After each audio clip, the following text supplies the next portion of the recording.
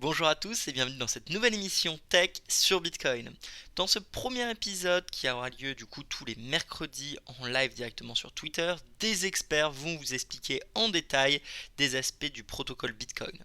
Aujourd'hui, ça va parler BIP 47 et les silence payments. C'est un sujet pointilleux pour les gens qui veulent vraiment aller dans la tech de façon profonde. Je vous laisse donc en compagnie de Lounès Pantamis, Substain, Loïc, Laurent et d'autres experts pour apprendre tout sur BIP37 et les silence payments. Bon courage à vous, prenez un Doliprane, je vous adore, bisous.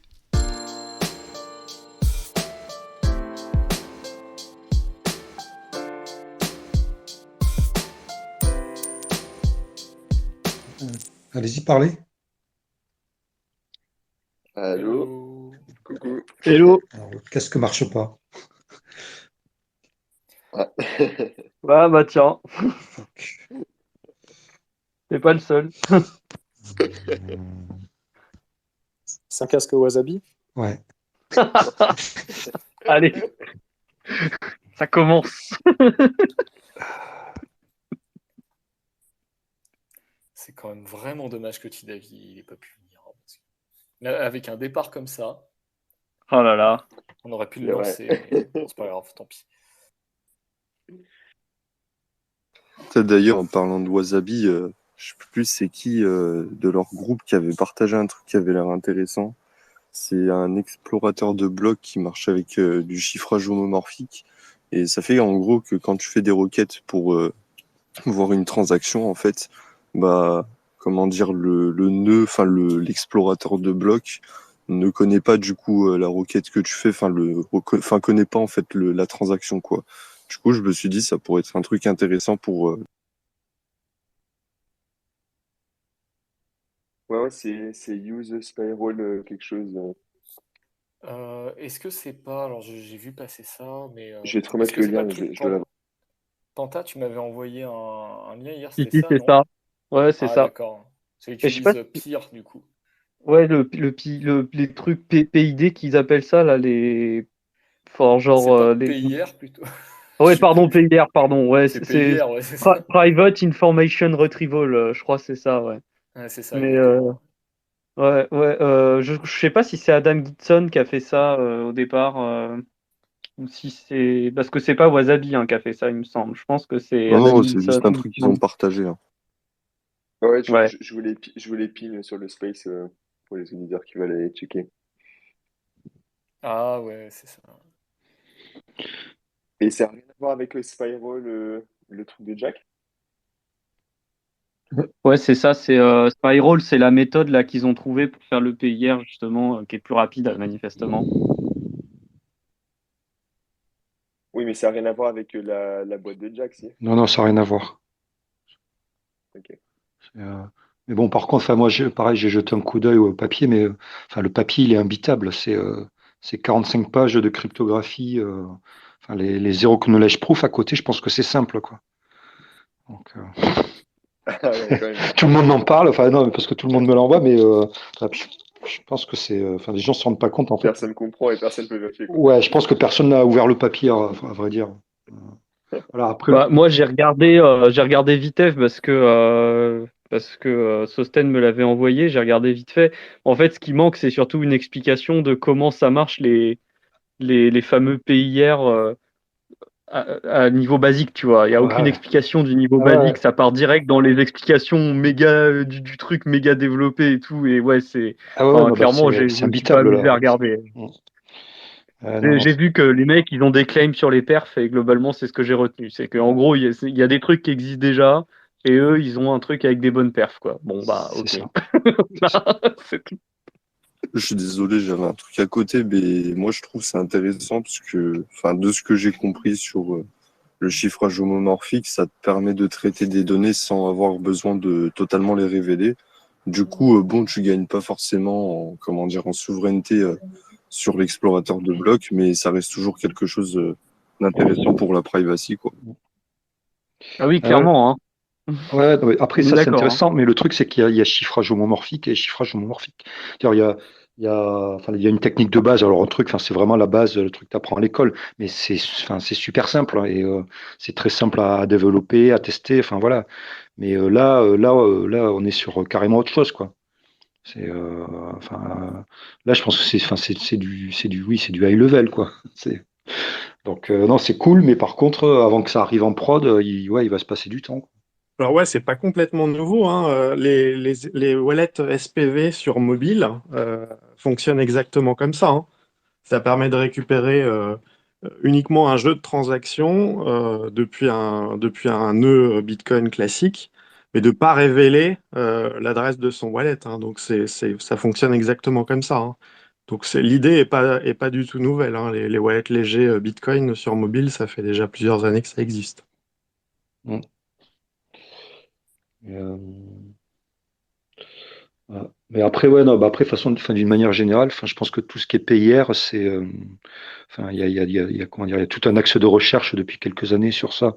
Enfin, moi, c'est pas la première fois que je vois passer des trucs comme ça. Enfin, voilà, ça, c'est un axe. Après, je pense qu'il y a un autre axe. Alors, je n'aurais pas en parler parce que ça se fait sur Ethereum, je crois, ou plutôt des chaînes EVM, mais il y a aussi l'idée de systèmes décentralisés d'indexation et d'API. Il y a comment ça s'appelle, un truc qui s'appelle The Graph. Voilà. Et ça, par contre, voilà, c'est une autre approche, c'est-à-dire qu'il n'y a pas vraiment de cryptographie, mais il y a plus l'idée en fait de décentraliser tout le travail d'indexation, de recherche, quoi. Et après, Et alors ça si vous peut. êtes curieux de savoir comment ça marche, vous pouvez regarder les filtres de Bloom, qui sont utilisés dans les wallets légers Bitcoin sur mobile. Et grosso modo, c'est simplement un hash cryptographique, mais qu'on a affaibli, ce qui fait qu'on va en fait chercher un peu plus d'infos que ce qu'on a besoin. Et du coup, on laisse pas précisément de traces de l'adresse qu'on cherche, puisqu'en fait, on va rapatrier un jeu d'adresses et pas une seule adresse. Bah, il me semble que Pour justement, ça revenir, n'utilise pas ça, Firewall. Parce qu'ils estiment que c'est pas assez. Enfin, on peut quand même, enfin, un observateur peut quand même choper des informations et essayer de deviner ton adresse. Après, le truc, c'est que les filtres de Bloom, ça a certains types d'applications, mais je crois que là, ça leur suffisait pas. En gros, il te faut plus de trucs. Et c'est pour ça, enfin, le fully homomorphic encryption qu'on balance, c'est pour dire qu'on peut faire plus de trucs, quoi. C'est plus de requêtes que tu peux faire que d'habitude, je pense. Après, j'ai pas regardé en détail, hein, mais Oui, ça va un peu plus loin, mais ce que je veux dire, c'est que c'est pas nouveau parce que c'est déjà utilisé ouais, dans c'est les pas wallets nouveau. Bitcoin légers pour des raisons justement de privacy, pour aller chercher sur un nœud Electrum son adresse sans qu'on puisse associer son adresse à son adresse IP typiquement. Donc la problématique était déjà connue et jusqu'ici, elle était adressée avec des fils de Bloom qui étaient un peu imparfaits et on peut aller au-delà, oui.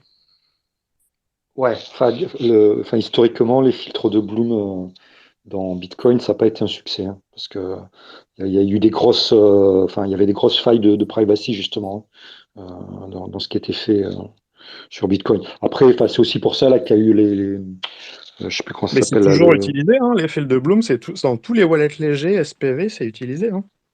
Non, mais maintenant il y a il y a un nouveau protocole, là, je sais plus comment ça s'appelle, j'ai oublié le nom. Ah oui, avec Neutrino, là, c'est ça? Voilà, Neutrino, c'est ça. Voilà, mais non, parce que je sais que les filtres de Bloom tels qu'ils avaient été implémentés initialement là pour les wallets SPV, en fait, il y a des papiers de recherche qui s'en servent pour valider leurs résultats de tests de clusterisation grâce à des filtres de Bloom qui ont été collectés à l'époque sur des serveurs Electrum justement. Ah non, après c'est compliqué. Enfin, ouais, c'est compliqué de manière générale. Il n'y a pas de solution parfaite. Voilà, donc les PIR, je pense il y a cette idée, ouais, d'améliorer le truc. Après, je pense qu'il y aura, voilà, il y aura quand même des limitations trouvées ou des failles trouvées. Enfin, voilà. Mais bon, ça avance, hein. Ouais, et ben, je propose qu'on commence le sujet de base qui est BIP47, le Send Payments, et puis globalement les solutions qu'il y a pour éviter la réutilisation d'adresses sur la chaîne Bitcoin, si ça va à tout le monde. Ouais, bah, Ouais, let's go, hein. super. Très bien. Ok, et bah, comme je disais, et comme Loïc l'a bien présenté dans son article, j'avais mis 2 liens en dessous de mon tweet d'annonce pour que tout le monde puisse un peu se mettre à jour. L'adresse reuse, la réutilisation d'adresse sur Bitcoin, c'est un gros problème au niveau de la vie privée, à plein de niveaux, et on a plusieurs proposals pour résoudre ce problème. Bon, je suis pas bien réveillé, mais... Et du coup, aujourd'hui, on va essayer de débattre sur principalement BIP47 et Selenium Payments. Et du coup, Pantami, si vous voulez faire un petit résumé, enfin, vous voulez donner des bases de cryptographie pour bien comprendre la suite et pour bien comprendre comment elles se différencient les deux. Ouais, donc du coup, je vais essayer là en introduction de ne lancer aucune polémique, mais enfin voilà, je sais que ce sera pas évident, mais j'essaierai vraiment de juste présenter ce qui est nécessaire pour comprendre tout ce qu'on va discuter ensemble ce soir. Donc globalement, donc comme l'a dit Lounès, ce qu'on veut, c'est éviter l'adresse reuse. Donc, éviter l'adresse reuse, il y a différentes raisons pour lesquelles on fait de l'adresse reuse et on va pas forcément tous être d'accord sur, je pense, sur quoi on veut lutter en premier, mais ça va être le sujet de la discussion. Globalement, l'idée, ça va être d'essayer de trouver un moyen de construire une adresse dont on sait que le destinataire peut récupérer les fonds et uniquement lui. Donc pour ça, moi j'ai identifié qu'il y avait globalement deux points clés qu'il fallait résoudre et que les différentes méthodes vont être des variations pour résoudre ce type de problème. Donc le premier problème, c'est de construire cette adresse où seul le destinataire pourra récupérer les fonds. Et donc là, il y a une primitive cryptographique qu'on utilise énormément qui est le Diffie-Hellman, donc l'échange de clés de Diffie-Hellman.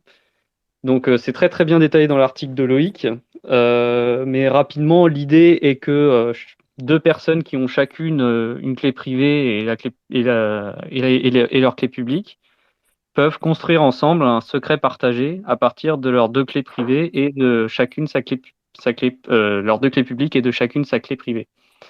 Donc globalement, c'est une fonction qui est très simple, qui prend en entrée la clé privée d'une personne, qui veut construire ce secret partagé, la clé publique de la personne avec qui elle veut partager ce secret, et qui va renvoyer un point sur la courbe elliptique en général, ou en tout cas ce qui correspondrait à une sorte de clé publique. Et cette opération a la propriété que si la personne, la contrepartie, fait cette même opération avec sa clé privée et la clé publique de la personne qui a lancé cette chose-là, elle va obtenir le même résultat. Donc là-dessus, pour comment ça fonctionne, il faut regarder l'article de Loïc, mais c'est globalement une chose qui va être utilisée partout pour trouver une adresse dont on sait que seul le destinataire va pouvoir récupérer les fonds. Et la deuxième chose qui est importante et qui est peut-être un peu difficile au début d'imaginer que c'était un problème dans ce qu'on veut résoudre, c'est la notification. Lorsque on fait de la réception de fonds sur des adresses en réutilisant les adresses, en fait, il y a un problème qui est résolu dont on ne se rend pas compte qu'il est résolu, c'est que le destinataire est notifié, puisque au moment où la transaction arrive, comme il surveille les fonds qui arrivent sur un ensemble d'adresses, eh bien, il découvre qu'il y a une transaction pour lui dont il peut utiliser les fonds qui va être automatiquement ajoutée à son wallet dès que la transaction va arriver. Et donc, évidemment, comme là, le destinataire ne sait pas encore qu'il va recevoir des fonds de quelqu'un par une certaine adresse qu'il ne connaît pas encore, eh bien, il faut le mettre au courant. Et donc là-dessus, pareil, il y aura plusieurs variantes dans les solutions qu'on va présenter pour notifier le destinataire. Voilà, donc ça, c'est les deux points clés. Après, il va y avoir, je pense, des discussions sur un dernier point, c'est l'identification de l'envoyeur du paiement, c'est-à-dire comment la personne qui reçoit le paiement sait ou pas qui a envoyé l'argent. Et ça, ce sera un point sur lequel on va discuter beaucoup aussi, je pense, plus tard. Voilà, je vais arrêter là pour mon introduction et puis je pense que ça va être le moment pour Loïc de commencer à parler de BIP47. Ouais, bah, t'as déjà bien introduit le truc. Donc effectivement, le but, c'est de résoudre l'adresse reuse. Sur le BIP 47, en l'occurrence, et sur Silent Payment également, en fait, on va dériver une adresse qui ne dépend pas de la seed pas directement de la seed du receveur. Et donc, ça, c'est le principal problème qui est résolu par la transaction de notification, c'est comment est-ce qu'on peut récupérer les adresses éphémères, entre guillemets, et les clés privées associées depuis uniquement la seed. Et la transaction de notification sur le BIP47, elle vient résoudre à la fois la notification, ce que tu as dit, c'est-à-dire le destinataire, il est au courant qu'il y a un tunnel de paiement qui a été ouvert, mais aussi, surtout, il peut uniquement à partir de sa seed régénérer tout son portefeuille, régénérer également les adresses éphémères grâce aux codes de paiement qui sont chiffrés dans les transactions de notification. Et ça, il peut le récupérer facilement depuis sa seed, même si les adresses de réception ne sont pas dérivées directement depuis sa seed. Donc ça, je pense que c'est le problème principal et tu l'as bien mis en avant. Est-ce qu'il faut que je parle un petit peu plus du BIP 47 ou pas forcément dans son fonctionnement? Grosso modo, tu as dit ce qu'il fallait dire, hein, c'est ça, on va faire un secret partagé en utilisant ECDH, donc Diffie-Hellman sur les courbes elliptiques. On fait un secret partagé entre les deux personnes, le destinataire, le receveur. Et à partir de ce secret partagé, bon, on va appliquer plusieurs formats et grosso modo, on va obtenir une clé publique partagée. Et à partir de cette clé publique, on dérive une adresse. Et donc, le destinataire, il peut envoyer des fonds vers cette adresse. Et le receveur, c'est le seul à pouvoir générer la clé publique qui est associée à cette adresse et donc à pouvoir dépenser les fonds qu'il a reçus sur cette adresse. Voilà. Je ne sais pas s'il y a un autre point à clarifier sur le BIP 47 peut-être. Alors moi j'ai juste un point que j'aimerais ajouter mais que j'avais pas dit non plus lorsque j'ai fait ma petite introduction. C'est que évidemment la question que peut se poser l'auditoire c'est mais si ce secret il est partagé, est-ce que l'envoyeur ne connaît pas aussi la clé publique qui permet de dépenser les fonds? Et la réponse est non parce que pardon, oui, la clé privée, pardon. Et la réponse est non, parce que, en fait, un tweaking qui est fait sur le résultat Enfin, il y a une modification qui est faite sur le résultat du Diffie-Hellman pour faire en gros, c'est tweaké par la clé publique du destinataire de façon à ce que l'envoyeur ne puisse effectivement pas récupérer les fonds qu'il vient d'envoyer. Parce que sinon, bon, bah, c'est raté, quoi. Mais voilà, c'est un petit point, mais c'est un détail, mais c'est fait pour faire en sorte qu'effectivement, depuis le secret partagé, on arrive bien à faire une adresse où il y a vraiment que le destinataire qui peut récupérer les fonds. Voilà, c'est ça. Le but, c'est que la personne qui veut envoyer des paiements vers le receveur puisse dériver une adresse sans pour autant avoir accès à la clé privée qui est associée à cette adresse. Et c'est ce que permet le BIP 47 et Silent Payment d'une autre façon.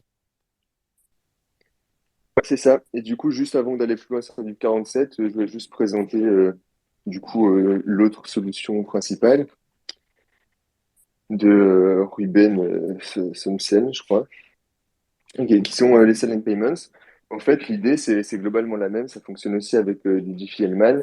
Juste, au lieu de faire une transaction de notification sur une adresse connue du receveur, eh ben, le receveur, il va scanner toutes les transactions qui passent et faire effectuer un calcul sur chaque transaction et vérifier si cette transaction est une transaction qui utilise son code et qui, du coup, le paye. Donc la différence, elle se situe principalement à ce niveau-là, qui fait qu'il n'y a pas besoin de notification, mais par contre, c'est le receveur qui, lui, scanne tout de son côté. Alors, je veux ajouter un petit détail. Ouais. En fait, sur une grosse différence entre BIP47 et Silent Payment, c'est que le Diffie-Hellman, dans le cas de BIP47, le Diffie-Hellman, il est fait entre la clé publique de l'envoyeur et la clé publique du receveur. Donc on suppose que les deux personnes ont des codes de paiement et on utilise les clés publiques associées à ces codes de paiement. Alors que dans les Silent Payments, la clé publique qu'on va utiliser, c'est forcément la clé publique d'une input de la transaction qui va payer le receveur. Donc ça, c'est un point qui est très important, parce que c'est vraiment une grosse différence. C'est pour ça qu'on peut faire un calcul bizarre, entre guillemets, un check sur toutes les transactions, entre les clés publiques dans l'input, la clé publique dans l'output, et vérifier s'il y a un Diffie-Hellman qui a été fait quand on possède la clé privée qui a été utilisée pour faire le Diffie-Hellman, du code de paiement. Voilà, donc par exemple, dans Silent Payment, l'envoyeur n'a pas besoin d'avoir de code de paiement pour faire le paiement, alors que c'est le cas dans BIP47 aussi. Ouais, c'est exactement ça, merci Quentin. Alors, peut-être c'est pas le bon moment pour parler de ça, mais il y a une autre, en fait, il y a une troisième possibilité qu'on peut peut-être évoquer, parce que là, ça permet de faire la synthèse un petit peu, je trouve, entre les deux Carrément. variantes, Silent Payment et BIP47. En fait, il y a une autre proposition qui a été faite récemment, alors qui n'a pas de nom qui a pas de nom sexy. Il a appelé ça Reusable Taproot Addresses. Donc le nom est complètement pourri, mais c'est assez intéressant parce qu'en fait, ça utilise le même mécanisme de Diffie-Hellman qu'on vient de décrire dans les Silent Payments, mais au lieu de tweaker, comment expliquer ça, au lieu d'avoir un code de paiement fixe et qu'on va à chaque fois générer une nouvelle adresse à partir de l'adresse qui est en input, on utilise, ça ressemble un peu à BIP47 parce qu'il y a une transaction de notification, et en fait on fait ce Diffie-Hellman pour générer un secret partagé qui va servir de seed pour générer les adresses. Et là, à partir de là, ça ressemble un peu au BIP47, donc c'est une espèce de solution un peu intermédiaire, où il y a quand même une transaction de notification. Mais il n'y a pas d'identifiant non plus comme dans BIP47. Il n'y a pas de code de paiement, en tout cas pas... non, il n'y en a pas du tout en fait. Voilà. Donc c'est bon, peut-être c'est un peu anecdotique, mais il y a aussi cette possibilité. Alors sur cette histoire de reusable taproot address, une différence importante, c'est qu'il y a un tweak de l'adresse associée au change, à la, Ouais, alors je voulais au pas retour trop de rentrer change. je voulais pas trop Mais rentrer dans le détail. ouais, c'est normal, mais en gros, la condition dans cette histoire de Taproot Reusable Address, c'est que les gens utilisent Taproot, puisqu'on va utiliser la clé publique qui est dans le change aussi. Et cette clé, ce change, il est utilisé pour faire la notification en fait dans la transaction directement. C'est-à-dire qu'il y a un check sur le change pour vérifier que c'est une notification. Et si c'est effectivement une notification, on va utiliser le résultat de ce Diffie-Hellman pour générer de nouvelles adresses pour de futures transactions potentielles. Je ne sais pas si Laurent a quelque chose à dire là-dessus, parce que je sais que Laurent a aussi vu cette proposition passer, que tu avais laissé un commentaire sous le GIST, Laurent, donc peut-être que tu as quelque chose à nous dire là-dessus, ça peut m'intéresser. Sur laquelle? Sur les histoires de Taproot Reusable Addresses, tu sais, Non, le Reusable Taproot Address qu'avait le GIST qui a été fait par Kixunil, et tu avais laissé un commentaire, et c'était à peu près c'était fin d'année 2021, je sais pas si tu t'en rappelles, quoi, mais... Non, Alors c'était le 31 décembre, très exactement. Oui, Ah ouais, pas de ça y est, commentaire sur la date. Non, à vrai dire, j'ai un petit trou sur cette soirée-là. Non, honnêtement, je me souviens, ouais, que j'avais commenté, mais je me souviens plus du tout de ce que j'avais compté. Après, je me souviens que c'était la première proposition qu'il y avait eu. Je sais que. Ouais, avant les silent payments, effectivement. Ouais, bah en fait, Silent Payment, ça a été comment dire, une espèce de V2 de cette proposition-là par rapport à des limitations, voilà, qui avaient été trouvées, mais enfin, je pense qu'il y avait une continuité. Bon, Oui. même si c'est pas les mêmes personnes, voilà. Mais ouais, non, C'était une enfin, inspiration. je me souviens un peu du commentaire. Après, moi, ce que je trouve intéressant, c'est que très honnêtement, je pense qu'aujourd'hui, il n'y a aucune des solutions qui est la solution parfaite. Enfin, voilà, tout en des trucs à améliorer. Ce que je trouve intéressant dans les propositions qu'il y a eu, et alors c'est notamment grâce à Schnorr et à Taproot, c'est que ça relançait comment dire, l'intérêt pour le sujet et pour voilà, essayer de trouver un truc un peu adéquat. Après, là, moi, où j'ai du mal, alors peut-être pas rentrer tout de suite dans ce sujet-là, mais là, effectivement, où j'ai du mal avec Silent Payment, c'est que pour moi, là, on est vraiment loin du compte de ce qu'il faudrait voilà, pour la solution idéale. Et moi, enfin, à la limite, ce qui m'intéresserait plus, ça serait d'avoir une nouvelle itération BIP47 qui reprend peut-être certaines idées de ces solutions-là, quitte à faire quelques compromis, enfin voilà, mais pour essayer de trouver quelque chose en fait qui serait vraiment utilisable de manière plus large et notamment par les services. Enfin, bon, sachez que certains de vous le savent déjà, mais moi c'est un peu mon cheval de bataille, c'est que toute solution qui sera proposée, enfin voilà, qui sera proposée sous forme de BIP devrait être adoptable par des services et notamment par les exchanges ou les services qui font qui proposent du DCA ou les pools de minage. Voilà, c'est eux qu'il faut. Enfin, il faut que la solution puisse adresser ces services-là. Euh, et aujourd'hui, voilà, c'est là où moi j'ai un problème avec Silent Payment, c'est que clairement enfin, je pense que tout le monde le reconnaît, c'est que ça ne scale pas bien. Et la réponse de dire oui, mais c'est pas le cas d'usage qu'on vise, à mon avis, c'est pas une bonne réponse parce que le problème, en fait, c'est que, enfin, on parle pas le problème, on va dire le challenge sur une solution comme ça, c'est qu'en fait, quoi qu'on en dise, un BIP pour une solution comme ça va normaliser. En fait, ça, voilà, ce qu'il faut comprendre, c'est que les développeurs de wallet peuvent pas supporter 50 implémentations de solutions comme ça. C'est un peu comme les protocoles de paiement. On peut pas fracturer le marché sur les protocoles de paiement. Comment il s'appelait BitPay avait essayé, mais bon, ça a fait chier tout le monde et au final, BitPay aujourd'hui, voilà, perd des parts de marché et donc voilà, sur Je pense que c'est une discussion qui est extrêmement importante. Donc, bien sûr, moi, bien je sûr. pense que ça mérite d'être développé ici. Alors, avec Sosten et Nunes, nous, on avait travaillé sur les Silent Payment. Et en fait, ce qu'on est très curieux de savoir, justement, c'est de comprendre exactement qu'est-ce qui manque pour que ce soit utilisable par les services, par les exchanges.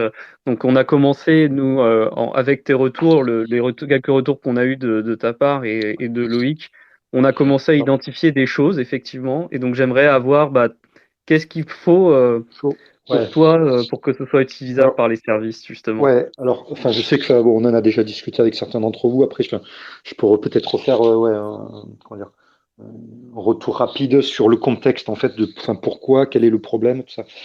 En fait, ce qu'il faut comprendre, c'est qu'en termes de protection de la vie privée sur Bitcoin, si on travaille au niveau applicatif, hein, là, vraiment, on oublie l'idée qu'on puisse faire des choses vraiment au niveau protocole pur et dur. On est plutôt en surcouche. Ce qu'il faut comprendre, c'est qu'en fait, rien de bon ne peut arriver tant qu'il y a de la réutilisation d'adresses. Ça, c'est vraiment le cœur. En fait, ça ne sert à rien de discuter d'autres solutions machin tant que la réutilisation d'adresses existe encore, enfin voilà, qu'on ne peut pas la réduire. Et la réalité, c'est qu'en fait, depuis des années, on a une espèce de plafond de verre, ou peut-être je dois appeler ça un plancher de verre, à peu près autour de 50% de réutilisation d'adresses, voilà, au niveau global, et on n'arrive pas à descendre au-dessous. Et en fait, et ça, malgré le fait que il y a un gros travail qui a été fait par les wallets, et je pense de manière à peu près globale à tous les wallets proposés au grand public aujourd'hui, en général, quand même évite la réutilisation d'adresses. Et pourtant, on n'arrive pas à passer en dessous de ces 50%. Et pourquoi?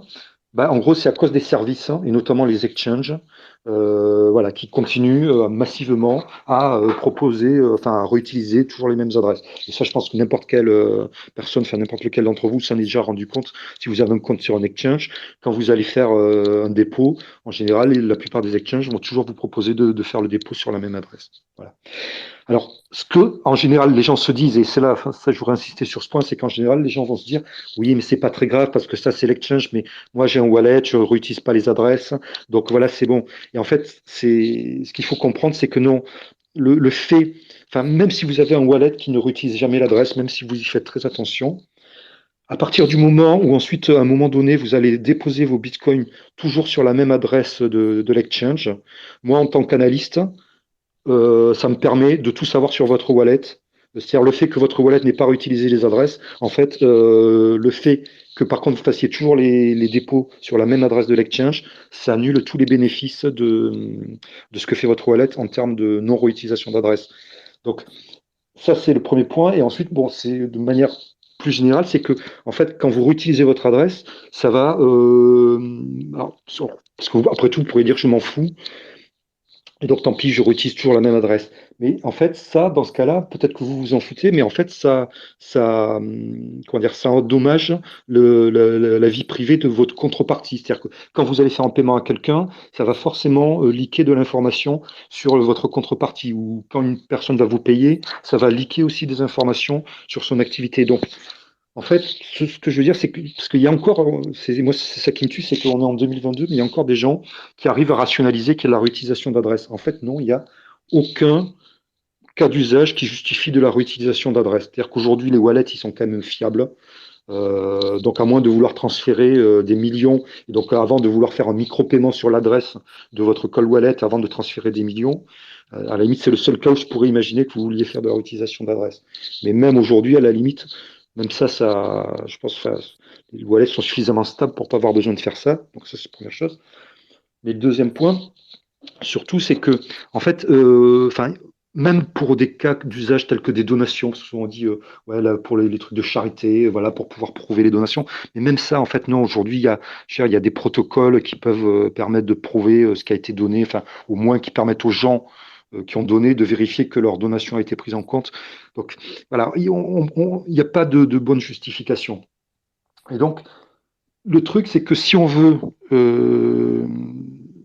arriver à faire des progrès sur ce front-là, il faut trouver des solutions qui seront adoptables par les services, c'est-à-dire par les exchanges, par les pools de mining, par les services de DCA. Ça veut pas dire bien sûr qu'ils vont les adopter demain. Faut pas se faire d'illusions parce que eux, ça leur apporte pas forcément grand-chose. Ça, c'est du travail en plus. Enfin, voilà. Mais n'empêche que si d'entrée ce qu'on propose ne scale pas, faut pas se faire d'illusions, ça ne sera jamais adopté par un exchange qui a des millions ou des dizaines de millions d'utilisateurs. Voilà. C'est-à-dire silent payment, d'entrée, on sait que ça ne sera jamais adopté par un exchange. Voilà, c'est juste impossible. Et ça, je trouve ça dommage parce que en fait, on se tire d'entrée une balle dans le pied, quoi. Voilà. Et voilà. Et je pense qu'en fait, enfin le sujet vaut mieux que ça. On peut faire un meilleur boulot qu'un truc qui est bâclé et qui honnêtement, enfin, c'est un peu une réaction épidermique à ce qui s'est passé au Canada avec les camionneurs où en fait, voilà, tout le monde s'est rendu compte que le roi est à poil et que fallait trouver vite quelque chose pour expliquer qu'en fait, non, on pouvait faire mieux. Mais bon, voilà, je pense qu'on peut trouver quelque chose de plus ambitieux que ce qu'on a actuellement, quoi. Voilà. Oui, justement, donc en fait, je comprends l'inquiétude sur la scalabilité. Moi, je pense qu'elle n'est pas si importante que ça, mais par contre, il y a quelque chose que je pense dont tu nous avais parlé, qui est très importante et qui est discutée dans l'article de Loïc. C'est cette histoire de possibilité de remboursement Oui. qui est possible avec BIP47 et qui est effectivement impossible avec les silent payments et c'est pas non plus possible avec les fameuses Oui. reusable taproot addresses. Ouais. Alors moi, Alors, je te dis ma vision des choses parce que je pense que ça va t'intéresser. En fait, je pense que c'est pas en fait quand tu parles du remboursement, c'est une partie du problème, mais je pense qu'en fait c'est ce que je disais en introduction, c'est qu'il y a aussi le problème d'identifier quelle est la personne qui a envoyé l'argent. Et c'est là ça. où BIP47 est supérieur, c'est que comme on a des codes de paiement pour les deux personnes et que la transaction de notification va donner en plus de notifier, va aussi donner de l'information, notamment le code de paiement de la personne qui envoie, eh bien effectivement, ça va être possible de rembourser cette personne grâce à cette information-là. Donc voilà, j'aimerais savoir si ce problème-là, c'est vraiment le bloquant majeur, à mon avis, je pense que c'est ça, mais je sais pas si tu es vraiment d'accord avec ça. Donc, voilà, je voulais savoir. Si on peut dire que c'est le bloquant, mais par contre, c'est une différence majeure. Et en fait, tu as très bien identifié le truc quand tu as parlé d'identification. Parce que, alors, effectivement, moi, je vous parlais du remboursement, mais en fait l'idée derrière le remboursement, c'est comment dire, c'est que ce qui est fourni, le service qui est fourni et qui est nécessaire pour le remboursement, c'est que tu peux créditer le bon compte en fait. Voilà, à mon avis, c'est ça, c'est que c'est ça, on sait qui a payé. Et donc, en fait, tu as tout à fait raison. En fait, parler d'identification, c'est même mieux parce que, en fait, ça permet beaucoup plus de choses potentiellement que le pur cas d'usage du remboursement. Donc de ce point de vue-là, tu as tout à fait identifié le truc.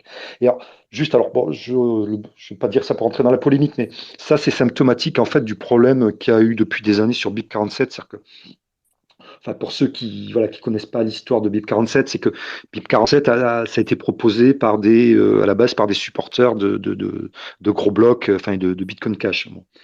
Euh, le truc, c'est qu'en fait, alors quand je dis supporters, c'était vraiment parmi les supporters les plus hardcore de Bitcoin Cash. Et en fait, la réalité, c'est qu'après le fork entre Bitcoin et Bitcoin Cash, il y a eu une espèce d'opération de cancel culture et qui a fait que ce truc BIP47 est devenu tabou. Voilà. Alors, on peut parler des limitations ou du fait que la transaction de notification, parce que voilà, ça c'est notre sujet, mais bon, pour ça on peut en discuter. Mais la réalité, c'est que la plupart des gens, en fait, même qui argumentaient contre BIP47, moi, honnêtement, très souvent, j'ai plusieurs fois l'occasion d'échanger avec des gens, et en fait, au bout d'un moment, on se rend compte qu'en fait, les gens ne savent même pas, enfin, n'ont même pas lu le BIP, et ne savent même pas ce que le BIP fait. Et pourquoi je parle de ça, c'est que le truc de l'identification, c'est typique, et puis alors, dans le cas du remboursement, c'est typique de ça, c'est-à-dire que clairement, BIP 47,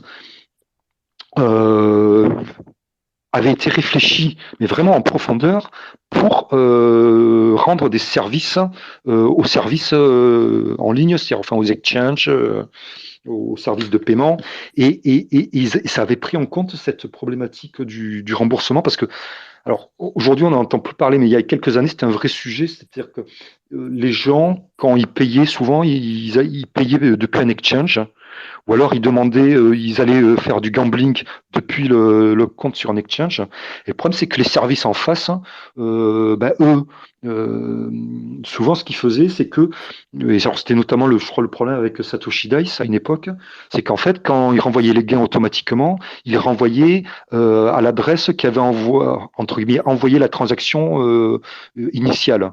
Donc, enfin, c'est pas un remboursement là, c'est un peu la même idée qu'un remboursement. Sauf que quand l'argent il vient d'un exchange, il y a plein d'exchanges, enfin la plupart des exchanges même, marchent comme des espèces de grands wallets partagés. Et c'est-à-dire que l'adresse qui est associée à une entrée de la transaction initiale n'identifie pas du tout l'utilisateur. Et donc là, ça crée des problèmes incroyables parce que les exchanges recevaient des remboursements ou recevaient des paiements de gains de sites de gambling, mais ils étaient absolument incapables de dire à quel de leurs clients ça revenait. Donc ça foutait un bordel pas possible. Et clairement, BIP47 prenez en compte cette problématique-là et essayez de l'adresser via effectivement ce que très justement tu as appelé finalement une mécanique. Alors c'est pas vraiment de l'identification, enfin ou disons que enfin, c'est pas Oui, une c'est identité pseudonyme, forte, mais c'est pas une voilà, identité sûre. voilà. Enfin, ça identifie le wallet, donc de ce point de vue-là, on peut parler on va dire d'identification, quoi. Et donc, et ça clairement, c'est un vrai truc, enfin c'est une vraie fonctionnalité. Et alors, moi, c'est pareil, c'est là où j'ai un peu du mal.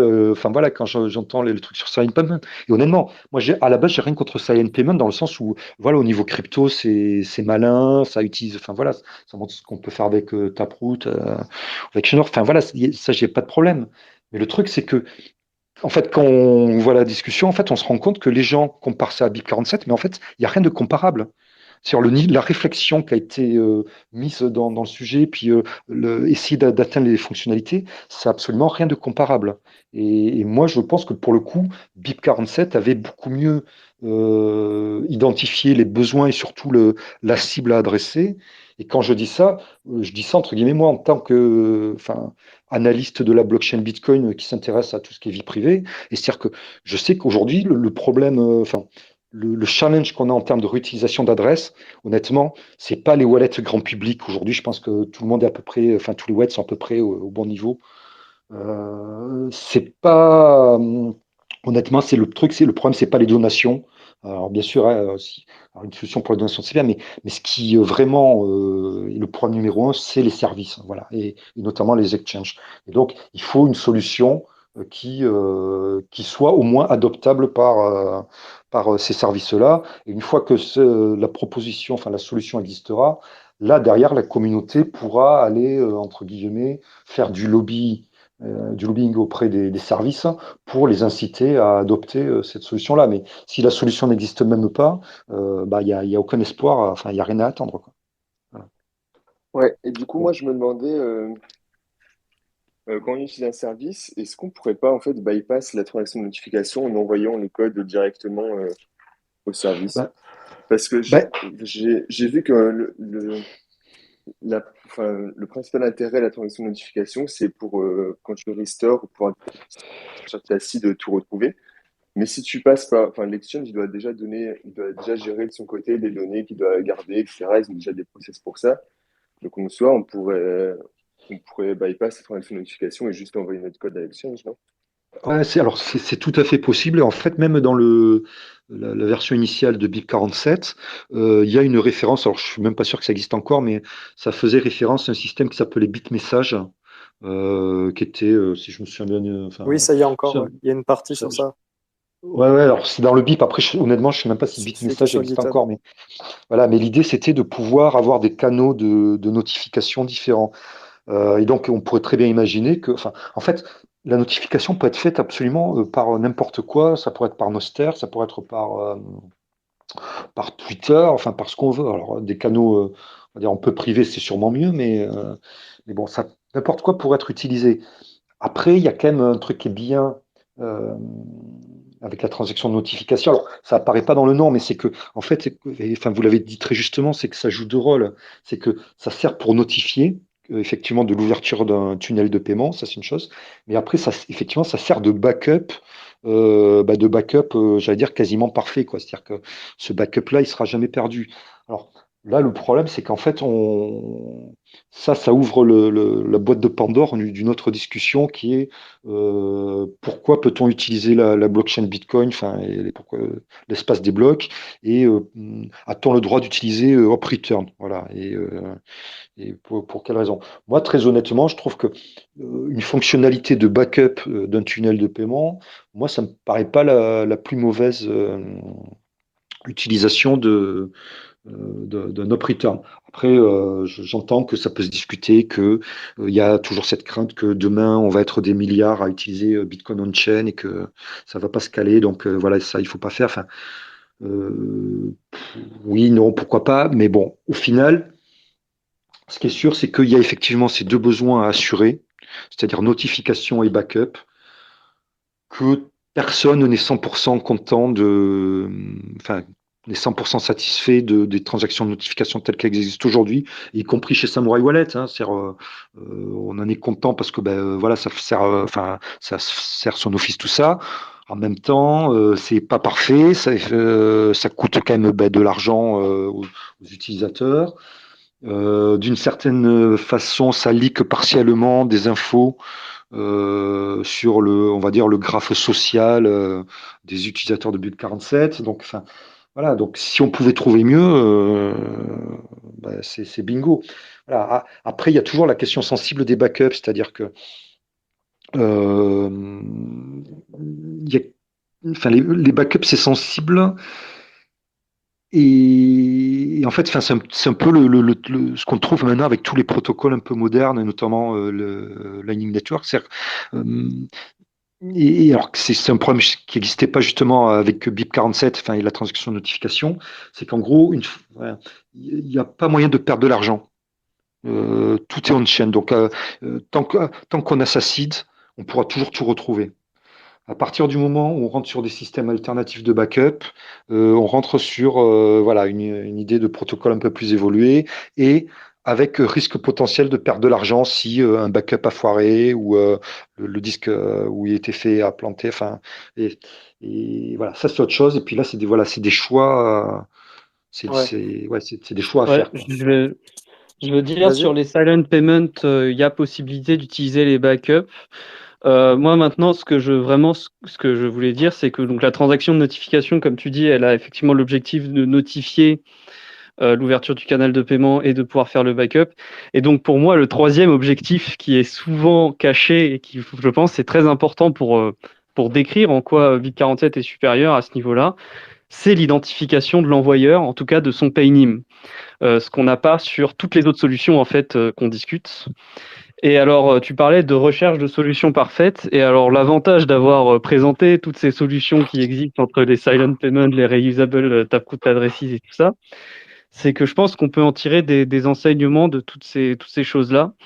Le silent payment, quand on regarde, en fait, qu'est-ce que c'est que la notification dans silent payment? C'est un Diffie-Hellman entre une clé publique d'une input et un code de paiement. Et donc, la personne qui a le code de paiement, qui a fait le code de paiement, elle est notifiée en surveillant la blockchain et en voyant d'un seul coup qu'il y a un match entre son code de paiement et une clé publique dans une input. Et donc, il sait que là, il est notifié à ce moment-là. Le problème de Silent Payment, c'est qu'on n'a pas d'informations sur le code de paiement de l'envoyeur. Et c'est ça qui rend Silent Payment plus compliqué à utiliser pour les services, effectivement, et qui n'adresse donc pas le problème des exchanges, à mon avis. Mais un truc qui est intéressant, c'est que les reusable taproot address, initialement, elles utilisaient l'adresse de change pour mettre de l'information. Et donc moi, je me demande si on pourrait pas trouver une solution où on utilise du silent payment pour faire la fonction notification de la transaction de notification et l'adresse de change un peu à la reusable taproot addresses pour faire la fonction je donne l'information du code de paiement. En tweakant par exemple l'adresse de change avec le Diffie-Hellman et le code de paiement de l'envoyeur. Comme ça, on pourrait retrouver le code de paiement. Alors maintenant, les contraintes là-dessus, c'est qu'on ne peut pas envoyer le code de paiement complet. Ce qu'on peut envoyer de manière cachée avec Taproot, c'est juste la partie clé publique du code de paiement. Je sais que dans le code de paiement de BIP47, il y a aussi un code de chaîne. Donc il faut redéfinir une manière ensuite de dériver des adresses supplémentaires. Mais du coup, ça ferait en sorte que cette transaction-là, qui combine à la fois le silent payment et des informations dans l'adresse de change, elle n'a pas d'op-return, elle notifie le destinataire, et en même temps, elle donne quand même une information sur le code de paiement potentiel de l'envoyeur. Donc à voir le après si ça problème, c'est pas suffira. l'op-return. Le problème, c'est pas l'op-return, c'est le fait qu'on doit faire une transaction de notification. Qui est op-return ou pas op-return, ça change rien. Si, parce que le op-return, ça permet de l'identifier. Ça rend, comme tu utilises un op-return, on peut dire, Ouais. ça, c'est une transaction de notification potentielle. Donc, du coup, l'adresse de change, elle appartient à un mec ou elle Ouais. est liée à un mec qui a fait un paiement à tel Et dans gars. tous les cas, Ouais. la transaction de notification pointe sur une adresse qui est dérivée directement depuis le code de paiement. Et pour moi, ça aussi, c'est une faiblesse du BIP47, pour être honnête sur le BIP47. C'est qu'on peut identifier l'adresse de notification du receveur. Et donc, si le mec qui fait sa transaction de notification, certes, on ne peut pas accéder à son code de paiement puisqu'il est chiffré. On peut éventuellement dire, OK, ça c'est un op-return qui ressemble à un BIP47, mais surtout, s'il fait ça à partir de fonds qu'on peut lier à son identité par probabilité, bien dans ce cas, on peut dire que ce mec transacte avec ce mec. Et donc, on peut dire, c'est ce qu'a dit tout à l'heure Laurent, il en a parlé un petit peu rapidement, on peut dire, telle personne, elle fait des paiements au camionneur, c'est donc un terroriste, il faut lui couper tous ses vivres. Oui, ça c'est, enfin moi c'est pareil, un peu ce qui me chagrine le plus en fait avec la transaction de notification, c'est que effectivement, enfin c'est ce que j'ai dit tout à l'heure, que ça permet éventuellement ça pourrait permettre de recréer partiellement le graphe social des utilisateurs BIP47, c'est-à-dire que comme effectivement la transaction de notification est toujours envoyée à la même adresse pour un utilisateur donné, on sait, en fait, on connaît tous les tunnels de paiement ouverts vers un utilisateur donné, enfin, vers un wallet, on va dire.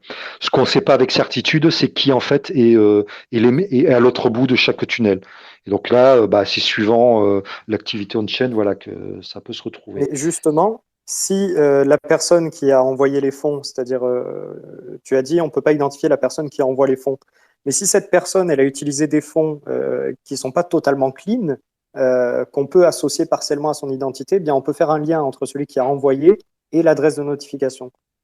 Oui. Et puis, enfin, dans le cas de BIP47, en fait, enfin, je veux dire, le pire des cas, ça serait que les fonds, en fait, qu'il utilise pour envoyer la transaction de notification peuvent être rattachés à son adresse de notification à lui. Donc, c'est-à-dire à des transactions de notification qu'il a reçues lui. Parce que dans ce cas-là, c'est-à-dire qu'effectivement, enfin, c'est ça qui va nous permettre de recréer le graphe social des utilisateurs BIP47. Voilà. Ouais. Après, Alors, bon, ça, ce qu'il faut voir, c'est que ça, enfin, juste pour finir mon aparté sur ça, c'est que ça, là, c'est pas spécifique non plus à BIP47. C'est-à-dire que là, en fait, quand je parle de recréer ce lien-là, c'est qu'en fait, comment dire, c'est la clusterisation, voilà, des autres transactions du wallet émetteur. Et ça c'est vrai, par exemple aussi avec Silent Payment. Enfin, ouais, voilà, bien la sûr. Alors non, hein. clusterisation. Non. Mais ce que je pensais, C'est c'était plus, pour moi, il y a un truc encore plus grave qui pourrait arriver. C'est par exemple, si on fait une donation, on peut prendre l'exemple des truckers. Il y a l'adresse de notification des truckers, elle est Oui, identifiée, puisque le code de paiement est forcément public. oui, Donc l'adresse de oui, notification est identifiée. Donc on peut oui, analyser les transactions de notification qui arrivent de là, voir les oui. inputs qui sont de là. Et par exemple, si c'est du KYC, ça sort direct d'un exchange. Ben, on appelle l'exchange, on lui dit c'est qui ce Gugus, on va lui bloquer ses fonds. Non, Euh, je suis d'accord, je suis d'accord. Je suis ouais. d'accord. Et c'est pour ça, enfin, bah, après, moi, enfin, j'ai jamais creusé le truc, mais je pense que, alors, après, je sais pas encore une fois s'il faut garder la transaction de notification ou pas, mais je pense qu'il y aurait moyen de construire une mécanique de transaction de notification qui reprenne des idées de ce qui a été proposé pour Silent Payment ce que j'étais ou, en train ou de dire. Credible Address.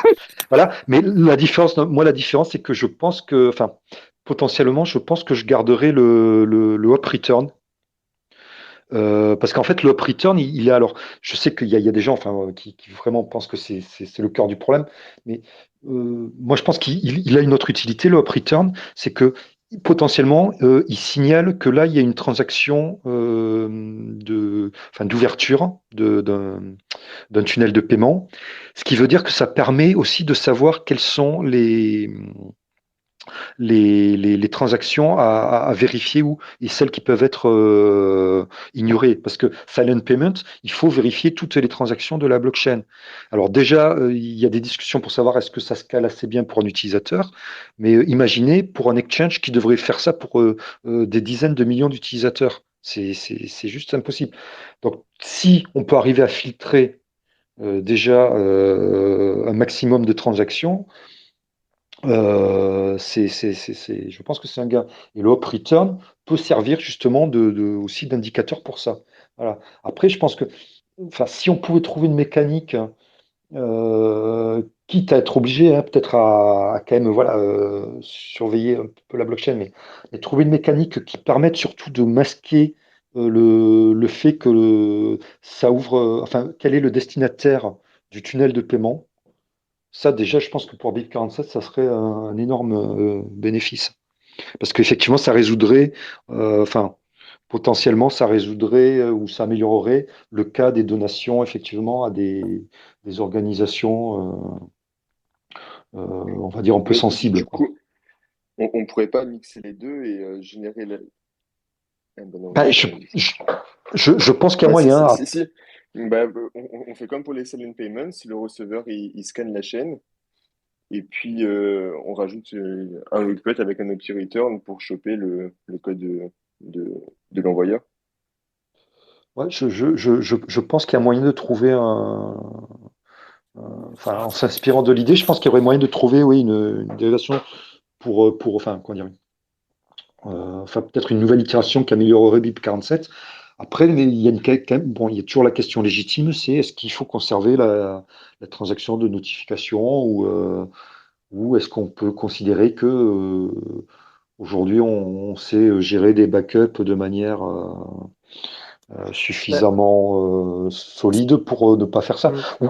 ou quitte à trouver aussi, parce que c'était quand même aussi l'idée de, je pense, derrière BIP47, c'est-à-dire qu'il puisse y avoir plusieurs mécaniques de notification alternatives et que ça soit indiqué notamment dans le paiement code. Parce que dans le paiement code, en fait, il y a plusieurs informations. Et il y a des flags, enfin des bits qui sont pas tous utilisés. Enfin, il y en a très peu d'ailleurs qui sont utilisés. Et voilà, pour indiquer est-ce que des fonctionnalités sont supportées ou pas. Et donc, je pense qu'il pourrait très bien imaginer que voilà, il y ait de nouveaux canaux de notification qui soient mis en place. Et puis avec, je ne sais plus qui c'est qui disait qu'effectivement aujourd'hui les exchanges, on peut se dire ils savent faire des backups. Et donc on pourrait imaginer que ben voilà, des exchanges, s'ils veulent pas passer par les transactions de notification, bah, ils font un canal alternatif et puis ils gèrent leur backup. Voilà. Après, je pense que dans ce cas-là, il y aurait intérêt à trouver un canal, comment dire, un canal de Soroban? communication. Ouais, alors c'est pas Soroban ou un autre, mais quelque chose vers lequel, voilà, enfin, qui devienne un peu un standard, quoi. Parce que sur un truc comme ça, je pense qu'il y a vraiment, enfin, intérêt à ce que tout le monde converge un peu vers la même chose, quoi. Mais pourquoi avec un exchange, j'aurais besoin d'un canal de communication? Ben, parce que c'est eux qui vont drainer du volume, hein. C'est-à-dire pas Oui, un Coinbase. je veux dire pour transmettre le code, c'est de ça dont tu parlais, là.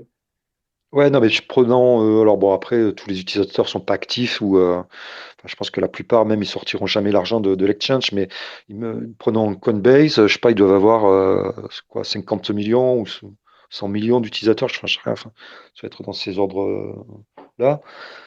Si demain, tous leurs utilisateurs décident d'ouvrir des canaux de paiement on-chain, c'est sûr que ça va pas bien se passer. Donc voilà, ça fait partie aussi, enfin voilà, je pense des réflexions à avoir sur, effectivement, sur comment on veut faire évoluer le truc.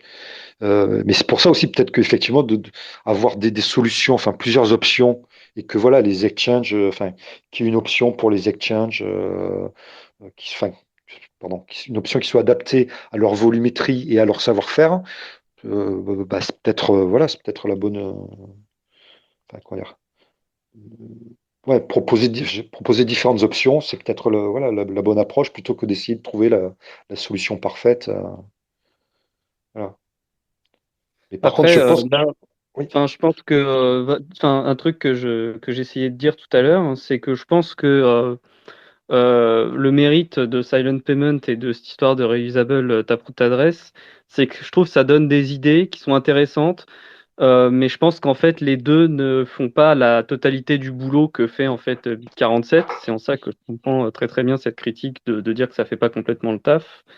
Mais ce que je disais, c'est que tu peux vraiment te dire, bon bah en système de notification, on peut utiliser ce que fait Silent Payment, mais juste pour la notification, c'est-à-dire un matching entre une clé publique en input et un Diffie-Hellman avec un code en output, et utiliser la technique qu'utilisent les reusable taproot address pour communiquer le code de paiement sans up return en communiquant, en tweakant une clé publique globalement de l'adresse de change pour que faire en sorte qu'on puisse identifier la personne qui a envoyé le paiement et ainsi reproduire quasiment tout, je pense, de la transaction de notification de BIP47. Il y a aussi un autre truc, on a pas mal discuté des backups et des choses comme ça. Donc, silent payment, reusable taproot address, etc. Tout ça, ça peut aussi être restauré juste avec l'acide en refaisant après un scan de la chaîne pour retrouver l'acide. Un autre avantage de BIP47 qui là pour le coup est plus difficile de répondre à cet avantage de la transaction de notification de BIP47, c'est que BIP47, on surveille juste une adresse. Donc, c'est très facile pour un client léger de récupérer l'information sur la notification. Après, moi, je pense personnellement que si on veut s'adresser à des exchanges, je pense que les exchanges font tourner des full nodes. Donc, on peut se permettre de mettre des solutions, je pense, pour les exchanges que seuls des full nodes pourraient faire marcher pour la notification. Tant que ça résout le problème de l'identification qui effectivement n'est pas résolu par Silent Payment. Mais je pense qu'il y a une piste, quoi, en fait. Ce que je veux dire, c'est que je pense que la solution, il faut réfléchir un peu, Alors, mais je pense que la solution peut se faire en ouais. utilisant à la fois l'adresse, les clés publiques d'entrée d'une transaction comme les Silent Payment et les adresses de change comme le fait Reusable Taproot Address. Ouais, Voilà. ouais. Alors, il y a juste, je rebondir sur ce que tu viens de dire là, ça vient de me faire penser à un truc dont on n'a pas parlé. C'est la notion de support par du SPV, enfin, c'est-à-dire si vous avez un wallet qui n'est pas un full node, vous déléguez en fait la surveillance de la chaîne à un autre wallet qui n'a pas vos clés privées. Donc, vous pouvez imaginer, par exemple, vous avez un cold wallet et, cold wallet, c'est peut-être pas le bon terme, mais on va dire un wallet qui n'est pas souvent en ligne, plutôt. Et puis ensuite, vous avez donc un wallet qui écoute lui le réseau et voilà pour voir les nouvelles transactions qui arrivent. Le problème avec la plupart de ces solutions-là, c'est que pour pouvoir détecter les transactions que ce soit de notification ou après même les transactions qui arrivent à la suite, en gros, la plupart du temps, il faut avoir la clé privée. Alors ça, c'est vrai tout le temps pour Silent Payment. Pour BIP47, c'est vrai pour la... non, c'est même pas vrai pour la notification, non, puisque c'est une adresse. Et après, on peut aussi envoyer des adresses. Donc BIP47, en fait, gère ça. Voilà. Ça, c'est un truc qu'on peut mettre au crédit BIP47. C'est-à-dire que... Et typiquement, en fait, c'est ce qui se passe dans l'architecture de Samurai Wallet. C'est-à-dire que votre wallet mobile Samurai Wallet supporte BIP47. Admettons que vous avez pas votre propre back-end, vous utilisez le back-end de Samurai.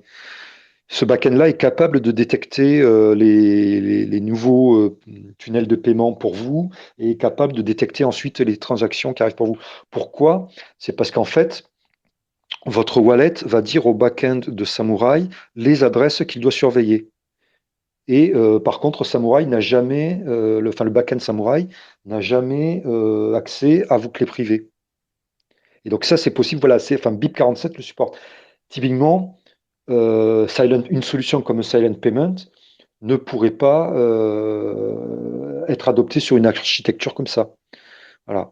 Ça pourrait. Tout à fait, effectivement, j'y avais pas pensé. C'est un point qui me paraît important. Tout à fait. Bah oui, alors c'est pas le cas des exchanges parce que bon, les exchanges en général vont avoir vos clés privées, donc c'est encore un autre type d'architecture. Voilà. Et bon, mais bon, ça, je sais que,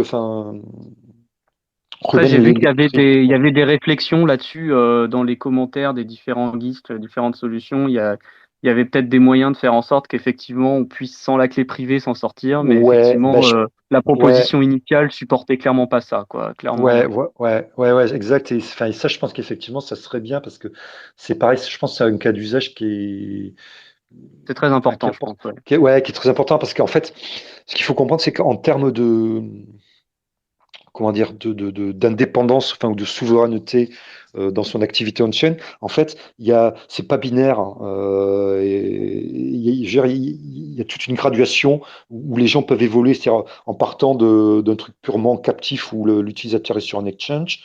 Ensuite, on peut passer sur un truc, alors même s'il y en a beaucoup qui diront le contraire, mais on peut passer sur un truc genre un back-end Samurai. Ça vaut ce que ça vaut. Certains détestent ça, mais bon, on va dire que c'est quand même différent d'un exchange. Derrière, il y a une solution qui est un petit peu mieux, c'est peut-être d'utiliser le dojo de quelqu'un d'autre, ou utiliser le full node de quelqu'un d'autre. Et donc ça, voilà, là typiquement, on est sur ce cas-là dont on parle. Et après, la solution parfaite, on va dire un peu mieux en termes d'indépendance, c'est effectivement voilà, faire tourner son propre back-end, et son propre full node. Auquel cas, bon là, il peut lui-même avoir vos clés privées ou pas. Enfin bon, ça après c'est sur le modèle du back-end. Mais ce qui est sûr, c'est que avoir une solution qui supporte aussi voilà, ce type d'architecture, je pense que ouais, c'est essentiel. C'est pour ça que comme disait Théo, je pense que c'est bien en fait qu'il y ait des propositions comme ça parce que voilà, c'est permis par Schnorr et par Taproot, donc c'est bien. Et puis voilà, ça permet de relancer les réflexions. Après, les solutions telles qu'elles existent, les nouvelles propositions telles qu'elles existent en l'état, clairement, ouais, non, c'est pas prêt. Pour moi, c'est pas prêt pour de la prod, ouais. Disons que ça, pour moi, ça Ouais, serait on est d'accord. ça Ça serait un reste de raté, quoi. l'expérimentation, quoi. Ouais, non, ouais, pour l'instant, c'est ouais, expérimental. Hein. voilà. Clairement, ça a pas le Mais mérite d'être passé en prod, tout ça, hein, sur voilà, les mais c'est Silent très, Payment et tout. ouais, ouais, non, mais c'est très bien. Alors après, je sais que bon, il y a des gens qui disent non, mais les bips, faut pas y faire attention, c'est pas important. Moi, je pense qu'à partir du moment où il y a un bip, quand même, enfin voilà, c'est qu'il y a une volonté de normalisation, machin. Donc, j'ai toujours tendance à dire, enfin voilà, à me méfier de ce qu'il y a dedans. Après, qu'il y ait des gens qui expérimentent, même à la limite, qui ait un wallet qui fasse du silent payment, enfin de la même manière que voilà que Samurai fait BIP 47. Je veux dire, jusqu'à maintenant, il y a quasiment eu que les utilisateurs de Samurai Wallet qui utilisaient BIP 47 entre eux. C'est pas parfait, bien sûr, et je veux dire, enfin, on sait bien, mais l'avantage, c'est que maintenant, l'air de rien, on a quand même plusieurs années de recul et de leçons apprises sur qu'est-ce qui marche, qu'est-ce qui marche pas, qu'est-ce qui pourrait être mieux, les pénimes, est-ce que c'est bien, est-ce que c'est pas bien. Moi, par exemple, je devrais peut-être pas dire ça, mais je trouve que l'idée de pénible, c'est-à-dire la surcouche là qui est au-dessus de BIP 47, donc un truc purement fait par Samurai Wallet, moi, je trouve que l'idée est géniale. C'est-à-dire, je pense qu'il y avait un vrai besoin d'avoir une espèce de simplification du paiement code. Enfin, et donc ça, je pense que voilà, ça c'est une réussite. Après, voilà, tel que c'est implémenté, c'est-à-dire qu'en fait c'est un directory qui est géré par Samurai Wallet. C'est très bien. Enfin voilà, je veux dire, c'est mode startup. Hein, c'est-à-dire, on teste une idée, donc voilà, Samurai gère le directory.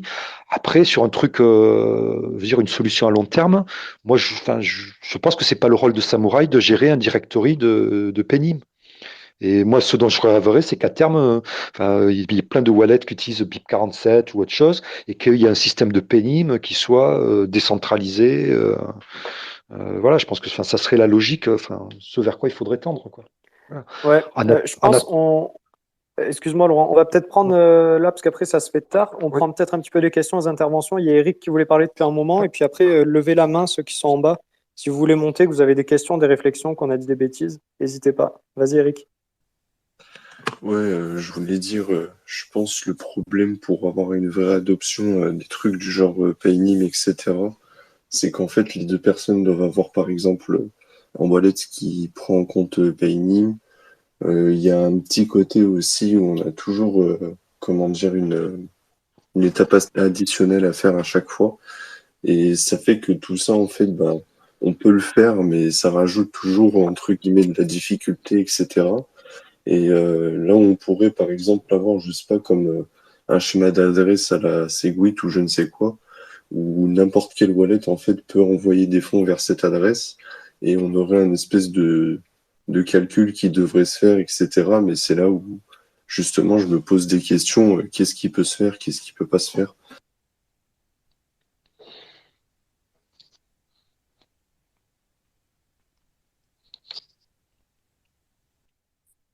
J'ai pas tout compris ce que tu voulais faire, je suis désolé. Hein.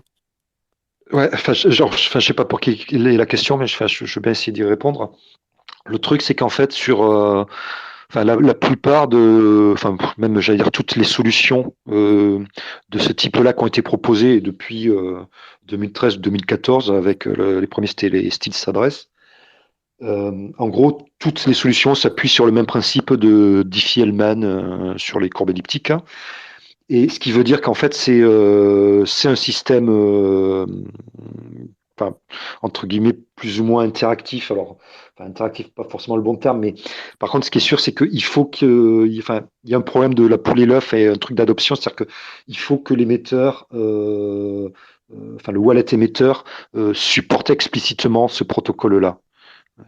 Voilà, ça on peut pas y échapper. Ça peut pas être transparent comme des trucs faits sur P2SH. Euh, Ça ouais, c'est pas possible. Enfin, à ma connaissance, c'est pas possible. Euh, donc ça, c'est la limitation. Alors c'est vrai que c'est, enfin, c'est pas spécifique à cette fonctionnalité-là, hein. C'est vrai. On le voit même pour Taproot. Voilà, l'adoption, c'est toujours, chaque fois c'est pareil. Segwit, ça a été pareil, mais c'est lent à décoller parce que il y a toujours la question quel est le bénéfice. Puis il n'y a pas grand monde en face qui supporte, donc de toute façon à quoi bon. Enfin, voilà. Et En fait, ça relève, moi je pense que ça relève sur la bonne volonté, puis sur le fait qu'à un moment donné, il y a une prise de conscience. Et pour le coup, je pense que c'est là où l'histoire au Canada, finalement, ça a été bénéfique. C'est que je pense que pour le coup, ça a quand même mis un peu une claque à tout le monde.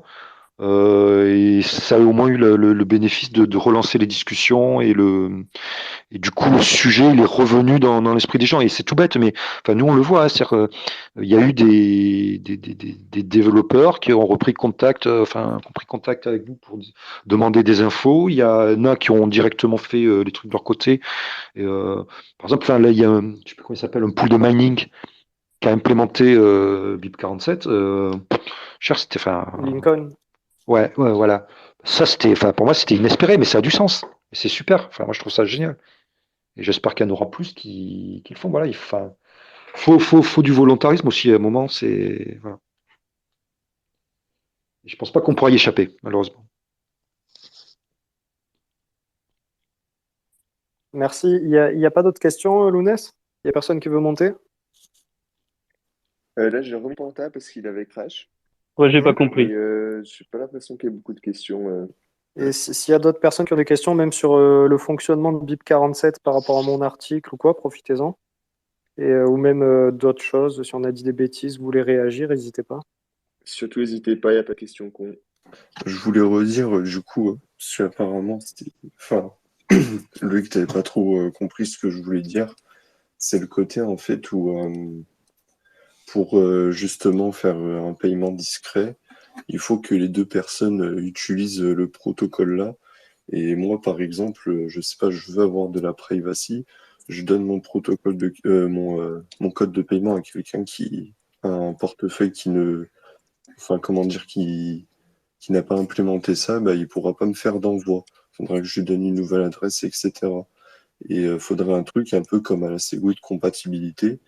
Et c'est là où justement, je pense pas qu'il y ait de solution qui existe pour ça, où en fait, je donne le code de paiement, et même si le wallet, en fait, comment dire, n'a pas implémenté cette solution, peut quand même envoyer des fonds dessus et que tu as un processus qui se fasse derrière pour anonymiser le paiement, quoi.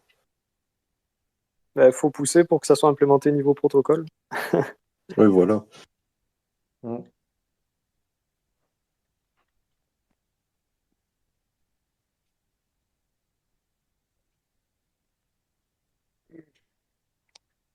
Il n'y a pas d'autres questions du coup? Ok. Non, on a Je dit crois déjà qu'on a assez Je- tué tout le monde. J'en On a profite poulet en tout le monde, attendant. j'espère. J'en profite en attendant les questions. Je fais une petite pub rapidement pour Découvre Bitcoin. Vous avez vu, il y a de la formation Crypto 301 qui vient de sortir. Elle est complètement gratuite, donc allez voir un petit peu. On parle de cryptographie et de fonctionnement des portefeuilles HD. Vous cliquez sur le profil de Découvre Bitcoin ou sur le mien, et il y a le lien pour y accéder, c'est gratuit. Profitez-en. Voilà. Et du coup, s'il y a des questions, là, je vois qu'il y a quelqu'un qui est monté. On t'écoute. Ouais, il T'as y a pas un de gars nom, de mais on l'attaque. t'écoute. Si, c'est John Attack. Ah, Jonathan, j'avais pas vu. Oui, bonsoir, merci. Excusez-moi, j'ai peut-être raté l'introduction. Je porte juste à savoir qu'il y a un pull request sur Bitcoin Core sur le BIP47, Silent Payments, si je ne me trompe pas. Je ne l'ai pas du tout reviewé moi-même encore, mais je vous invite à y jeter un coup d'œil et à faire de la review si ça vous intéresse, si ça pourrait faire progresser quelque chose. Carrément. Alors, par Bah, contre, il y a une PR Silent Payments, on l'a vu. En revanche, il y a une PR BIP47 aussi sur Core. Oui, il y a un PR, Silent Payments. Je ne sais pas si c'est d'accord. exactement le même, si c'est filiale au Oui, Silent BIP47. Payments, ouais. Ouais, voilà. Mm. Et je voulais aussi faire porter à savoir, tant que j'y suis, depuis très peu, depuis une semaine, il y a quelqu'un qui commence à traduire le newsletter Bitcoin Optech en français. Pour l'instant, je suis le seul à reviewer et comme je n'ai pas du tout l'habitude de parler du Bitcoin en français, puisque ce n'est pas ma langue maternelle ni ma langue de travail, je travaille en anglais sur le Bitcoin Core, je vous invite à reviewer les PR de traduction française sur le GitHub de Bitcoin Optech. si ça vous intéresse. Par exemple, je ne sais pas du tout à quel point on pratique du franglais ou du français pur en termes Bitcoin. Si on dit blocks BLOC ou BLOCK, etc., etc. Donc n'hésitez pas, s'il vous plaît, à y jeter un coup d'œil et donner votre grain de sel sur les traductions, si ça vous intéresse. Ouais, bah, carrément, je jetterai un coup d'œil. Et pour la PR sur les Selling Payments, on l'a testé à 4 en rec test jeudi dernier. Et ça fonctionnait assez bien. On n'a pas laissé de review, mais on l'a testé ensemble la semaine Ça, dernière. ça fonctionne assez bien. On a quand même vu qu'ils n'avaient pas implémenté la mitigation de l'adresse reuse quand il y a de l'adresse reuse en input. Donc ça, c'est vrai que C'est un truc qu'on n'a pas parlé d'ailleurs sur les silent payments, c'est que ça propage l'adresse reuse en fait. La silent payment, si en entrée il y a de l'adresse reuse, quand on va payer une même personne, en sortie il y aura aussi de l'adresse reuse. Voilà, donc ça c'est un point aussi qui est intéressant.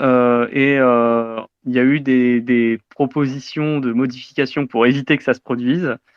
En rajoutant dans le secret partagé le transaction ID ou les inputs qui sont utilisés pour faire la transaction qui paye avec le silent payment. Et le problème de ces propositions, c'est qu'a priori, ça rend encore plus difficile la gestion par des clients légers. Donc le problème de ne pas avoir de full node, etc. Voilà. Ça, c'est un petit point en plus qu'on a effectivement oublié de discuter rapidement, mais c'est un des gros problèmes aussi de Silent Payment avec tout ce qu'on a dit sur le fait de scanner toutes les transactions, le fait d'avoir des problèmes pour identifier l'émetteur du paiement, etc. En tout cas, la contrainte principale au progrès, en tout cas sur Bitcoin Core, c'est le manque de review expérimenté et de tests par n'importe qui. Ouais. Et donc, si vous souhaitez que ça progresse au niveau protocole, n'hésitez pas à tester l'APR ou à reviewer si vous êtes au niveau en C++. Mais même juste du test, ça aide, quoi. Il n'y a pas assez de gens qui testent. Donc voilà, c'est la contrainte. Ouais, bah merci de toujours parler de ce sujet. Ouais. C'est vrai qu'on n'a pas écrit, on a testé, puis après on n'a pas écrit de commentaires. On aurait pu. Ah bah Ouais. oui, oui. Quitte à tester, écrivez quelque chose. Faites savoir qu'il y a plus qu'il y a des yeux sur le PR, mieux c'est. Et ça rassure les maintainers pour les encourager à éventuellement merger la diff.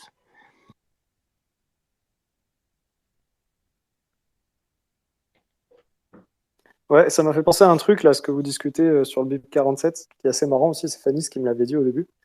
En fait, le BIP 47, ça vise à réduire l'adresse reuse, et en fait, sur l'adresse de notification, il y a de l'adresse reuse, forcément. Et du coup, le BIP 47 produit de l'adresse reuse à un moment. C'est assez marrant. Ouais. Voilà. Et je sais pas si on pourrait justement le faire autrement au niveau de l'adresse de notification, si on pourrait dériver une adresse vierge à partir du code de paiement. Je pense que c'est quelque chose qui est faisable. Ben, à vrai dire, ouais, moi, c'est un peu ce que j'avais en tête quand je parlais de s'inspirer de ce qu'ils font justement pour Silent Payment, c'était en fait, ça serait d'avoir une transaction d'utiliser le même trick ou un trick identique au silent payment pour faire une notif, quoi, mais sans l'adresse. Non, alors en fait, ce que j'avais en tête, c'est un truc un peu plus tordu que ça, c'est de merger la transaction de notification avec le premier paiement. Ouais, en fait, comme fait Silent Payment, et en fait de garder le up return pour justement signaler que c'est une telle transaction. Et comme ça, en fait, l'idée c'était que les nœuds qui receveurs, qui surveillent ça, quand ils voient un up return comme ça dans une transaction, ils savent que là potentiellement il y a un paiement vers une adresse qui pourrait être à eux, et que potentiellement dans le up return il y a une payload qui a été chiffrée pour eux, et qu'il leur faut décrypter pour pouvoir faire toute la dérivation et retrouver, y compris récupérer le premier paiement. Et en fait, je pense qu'il y aurait potentiellement voilà, une espèce d'optimisation, mais bon, ce qui changerait quand même aussi la philosophie de BIP 47. C'est-à-dire qu'aujourd'hui, BIP 47, effectivement, sur la transaction de notification, on ne fait que surveiller une adresse, hein. Donc ça, c'est un truc classique. Voilà, côté back-end, on garde juste les adresses qui nous concernent. Là, on est sur quelque chose on basculerait sur quelque chose qui est un peu plus lourd. C'est-à-dire que il faut pas juste surveiller, voilà, est-ce qu'il y a une adresse qui m'intéresse dans la transaction. Il faut regarder, est-ce que c'est une transaction entre mes deux notifications et après, est-ce qu'elle me concerne. Voilà. Mais honnêtement, je pense qu'il faut. Je pense que la Est-ce qu'on plus pourrait grosse difficulté là-dedans, en fait, c'est surtout que les adresses, c'est facile de déléguer la surveillance d'une adresse parce qu'on peut l'indexer. On peut indexer toutes les adresses et indexer les transactions par adresse. Mais par contre, on peut pas indexer par échange de clés de Diffie-Hellman les différentes transactions Bitcoin, ce qui fait qu'on peut pas en fait faire ce pré-process que fait un serveur Electrum ou des choses de ce type-là. Je vous Ouais, laissais parler de Loïc. Ouais, et on pourrait pas juste en fait dériver depuis le code de paiement, pas faire un échange de clés Diffie-Hellman, mais faire Bah, le juste problème, c'est prendre que le c'est code de toujours le paiement du même. destinataire et Ouais, dériver la prochaine adresse disponible pour juste pas faire de reuse. Ça change rien en termes de privacy, puisqu'on pourra toujours regarder, compter combien il a reçu de paiement, tel mec, mais ça fait pas d'adresse reuse. Bah, en fait, le problème, c'est que du coup, ça veut dire que tu surveilles l'adresse de notification avant d'envoyer en fait sur l'adresse de notification, c'est ça? Non, en fait, le travail il vient celui qui envoie le paiement, l'envoyeur. Il prend le code de paiement du mec, il regarde, il dérive les adresses de notification. Celle-là, elle a déjà été utilisée, celle-là, elle a déjà été utilisée, Oui, celle-là. voilà, c'est ça, ce que je voulais Et il dire. prend Ok. la première qui n'est pas utilisée. Et le mec, en fait, qui surveille les adresses, il a juste à surveiller la prochaine adresse, le prochain index, Mais ça résout pas le problème ça résout pas le problème du fait que ça doxe, hein, parce que du coup, Ouais, ça veut clairement, dire que ouais. ça veut dire que tout le monde peut publiquement dériver les adresses, et donc Mm. Chain Analysis se met à surveiller toutes ces adresses de notification en Bah, même temps. en fait, c'est Et déjà le cas aujourd'hui. C'est juste qu'au lieu oui, de dériver une adresse, on en dérive plusieurs et on utilise la prochaine qui est pas utilisée. Mais ouais, il y a des trucs à réfléchir là sur tous ces protocoles, la BIP47, Silent Payment, tout ça. après, moi, j'ai un point à dire aussi vis-à-vis de ce que disait Laurent sur est-ce que c'est vraiment une bonne utilisation de Bitcoin de mettre des up returns, etc. Et c'est un petit peu effectivement une question qui est un peu philosophique. Euh, Après, moi, ce que j'aime à dire, c'est que Bitcoin résout le problème de la double dépense en étant un système de notification en fait à l'échelle mondiale quelque part. C'est parce qu'on est notifié de toutes les transactions que l'on sait quelles sont les transactions qu'on ne va pas pouvoir faire parce qu'elles seraient une double dépense, par exemple.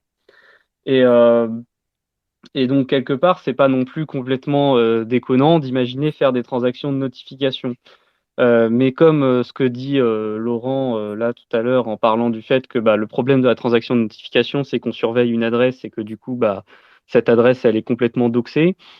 Effectivement, si on se met à faire des calculs plus compliqués pour faire comme les silent payments, pour faire un check qu'effectivement on est en train actuellement d'être notifié, c'est effectivement plus compliqué, mais en même temps, c'est un peu aussi toute la philosophie du protocole Bitcoin que d'être au courant de toutes les transactions.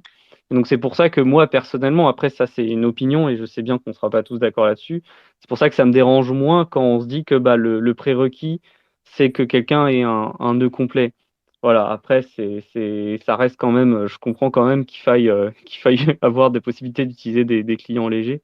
Mais juste pour dire que voilà, le protocole Bitcoin, c'est très difficile de gérer la privacy sur Bitcoin et tout ça parce que c'est littéralement un protocole de notification. Et donc, effectivement, quand on fait une transaction de notification, d'une manière ou d'une autre, soit ça va être très coûteux en termes de calcul parce qu'il faut refaire ce qu'on fait avec le protocole Bitcoin habituellement, c'est-à-dire faire tourner un nœud complet, soit on se retrouve à doxer son identité parce que on notifie tout sur Bitcoin, quoi. Donc c'est un peu un problème, c'est un peu une contradiction si on veut entre les deux objectifs, mais qui est forcément là. Et donc c'est assez compliqué à gérer, quoi. C'est pour ça qu'il n'y a pas de solution parfaite, quoi. Ouais, alors moi je diffère un peu sur l'approche vis-à-vis de ça. C'est-à-dire, je pense qu'il faut pas se poser la question faut pas aborder la question sous l'angle technique, mais il faut l'aborder sous l'angle de pourquoi est-ce qu'on veut faire ça. Donc encore une fois, l'idée c'est que il faut en finir avec la réutilisation d'adresses où qu'elles se trouvent. Et, à côté de ça, on a une réalité, c'est qu'il y a des gens, y compris, alors, des fois pour de bonnes raisons, mais qui voudraient, et ça on le voyait initialement aussi dans Bitcoin, les gens aiment l'idée d'avoir une adresse fixe qui peuvent, enfin, vous voyez, un truc fixe qu'on peut imprimer sur une carte de visite ou mettre sur un site. Et voilà, et à partir de ça, les gens peuvent vous payer, enfin, vous envoyer de l'argent. Et en fait, c'est pour ça que les gens, à la base, voulaient réutiliser des adresses. Bon, les exchanges, c'est encore autre chose, mais bon, mais ce que je veux dire, c'est que, enfin, faut. Oui, je comprends parfaitement ce que tu dis, hein, Si, c'est normal. Si on aborde la solution sous l'angle technique, pour moi, enfin, c'est morné. C'est-à-dire que, enfin, il y aura toujours une solution, mais elle ratera l'objectif, qui encore une fois est d'en finir avec la réutilisation d'adresses. Voilà, parce que encore une fois, sinon, enfin, il y a une solution très simple hein, aussi pour ne pas utiliser des adresses, c'est utiliser des Xpub. Voilà, ça marche très bien les Xpub hein, qu'on dérive. Le truc après, c'est que bah, un Xpub, on peut pas l'imprimer. On peut pas imprimer un Xpub particulier enfin, spécifique sur ses cartes de visite. Hein. Ça marche pas. Ça. Voilà, on peut pas Ouais, mettre. la grande différence entre une Xpub et un code de paiement, c'est que l'utilisation du C'est Diffie-Hellman. Xpub, voilà, c'est ça. C'est que le paiement du code de paiement, puisque le code de paiement, c'est juste une Xpub avec d'autres infos, c'est rien de plus. Ouais. Ils dépendent pas que de ça, mais dépendent justement de Diffie-Hellman entre des clés enfants des deux codes de paiement. Et donc, C'est ça. sont uniques et donc sont secrets entre les deux utilisateurs. C'est ça. Mais sinon, oui, on pourrait utiliser des Xpub. C'est ça. Mais après, oui, moi j'aime bien ce que tu dis, Laurent, qu'il faut fixer ça au niveau des services et pas forcément vouloir atteindre absolument l'utilisateur, puisque l'utilisateur aujourd'hui, ma foi, a généré une adresse vierge, c'est pas bien compliqué, et on peut le faire à notre échelle quand on veut recevoir un paiement d'un collègue, c'est pas très embêtant. Et c'est sûr qu'on va pas s'embêter à faire une transaction de notification si on reçoit juste une notification de la part d'un collègue. Donc c'est sûr qu'il vaut mieux réfléchir au niveau des services.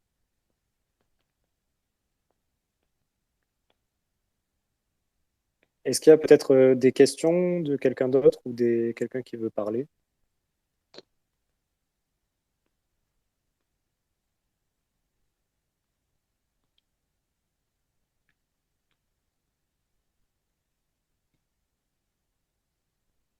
Bon, en tout cas, moi, je pense que en tout cas, c'était une discussion qui était très intéressante parce que je pense qu'on a identifié des faiblesses qu'on avait. Moi, par exemple, sur l'histoire du fait que Silent Payment et toutes ces solutions-là, il faut obligatoirement avoir à sa disposition la clé privée pour pouvoir checker qu'on est notifié d'un paiement. Donc ça, pour moi, typiquement, c'est une faiblesse que j'avais effectivement pas relevé au premier abord, et c'est effectivement un point qui peut être très disqualifiant sur ces solutions-là. Faut voir aussi que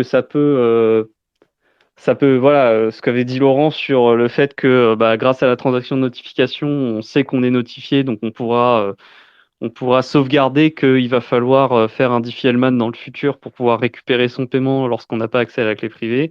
Enfin, jusqu'à ce qu'on ait accès à la clé privée. Donc ça, c'est un point qui est effectivement très important et qui est pareil, qu'on oublie un petit peu quand on parle de la transaction de notification. En tout cas, moi, je pense que ce qu'il faut retenir, c'est que il y a plusieurs fonctions que remplit en fait BIP47 qui sont pas forcément faciles à expliciter et qui sont du coup un petit peu oubliées dans les autres propositions, comme le fait remarquer Laurent. Oui. Et que donc c'est important d'avoir ce type de discussion pour pouvoir effectivement bien les identifier et voir s'il y a des solutions, parce que je pense qu'il y a des voies, des solutions potentielles, mais là, en tout cas, ce que tu m'avais dit, ce que tu as dit sur cette histoire d'avoir accès en permanence à la clé privée, pour moi, ça commence à supprimer pas mal de solutions ça commence à faire sauter pas mal de solutions. Ça disqualifie Mais beaucoup de choses, je pense.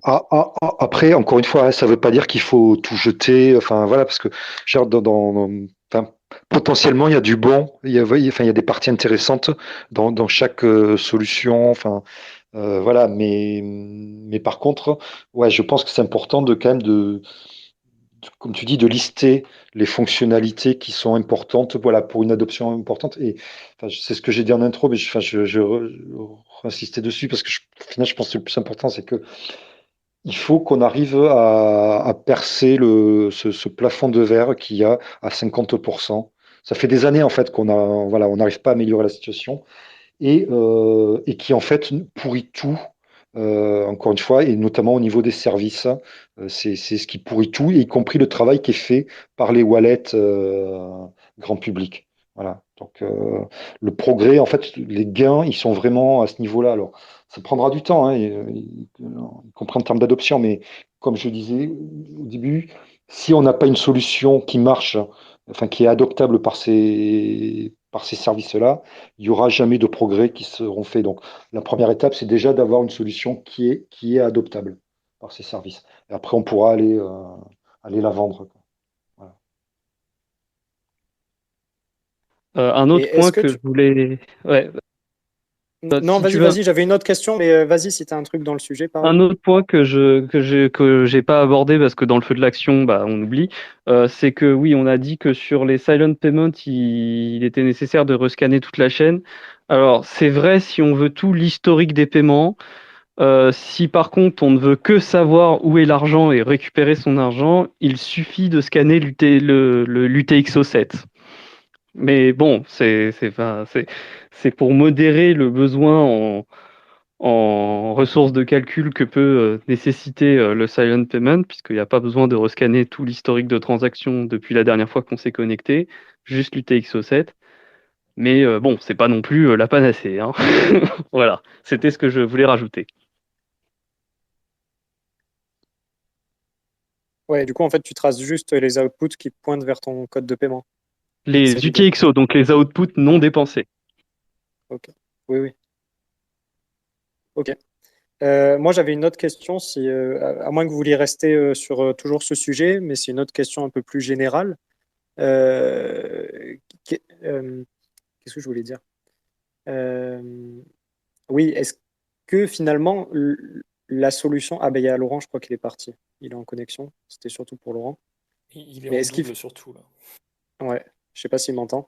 Mais du coup, est-ce que la solution au niveau applicatif est peut-être pas possible ou est-ce qu'il faudrait pas mieux le mettre au niveau protocolaire? Si on trouve une solution là-dessus, est-ce que ça serait pas plus simple aussi de le mettre niveau protocolaire? Est-ce qu'on pourrait pas agir directement pour le backup au niveau de la seed plus facilement? Je sais pas. Je demande ça. Après, là, enfin, ce que tu dis sur la seed, tout ça, c'est de la gestion off-chain, en fait. La gestion des clés privées, toutes ces choses-là, c'est off-chain. Donc, c'est pas vraiment. Enfin, tu pourrais changer les bips, le BIP 32 notamment, ou des choses de ce type-là, mais ça change pas le problème que, en fait, tu as besoin d'une genre de simili interaction pour notifier du Diffie-Hellman. En fait, ça qui est ce que disait Laurent sur le fait que c'est pas vraiment interactif, c'est que Diffie-Hellman en soi n'est pas interactif puisque dès lors que tu as le code de paiement de la personne, tu peux, sans lui parler, créer le secret partagé et payer vers son secret partagé tweaké avec la clé, avec sa clé, sans qu'elle soit au courant de tout ça. Donc c'est un avantage et un inconvénient de la méthode, c'est que du coup elle n'est pas au courant et donc tout le problème c'est de mettre au courant cette personne. Et c'est là que je pense tout le problème.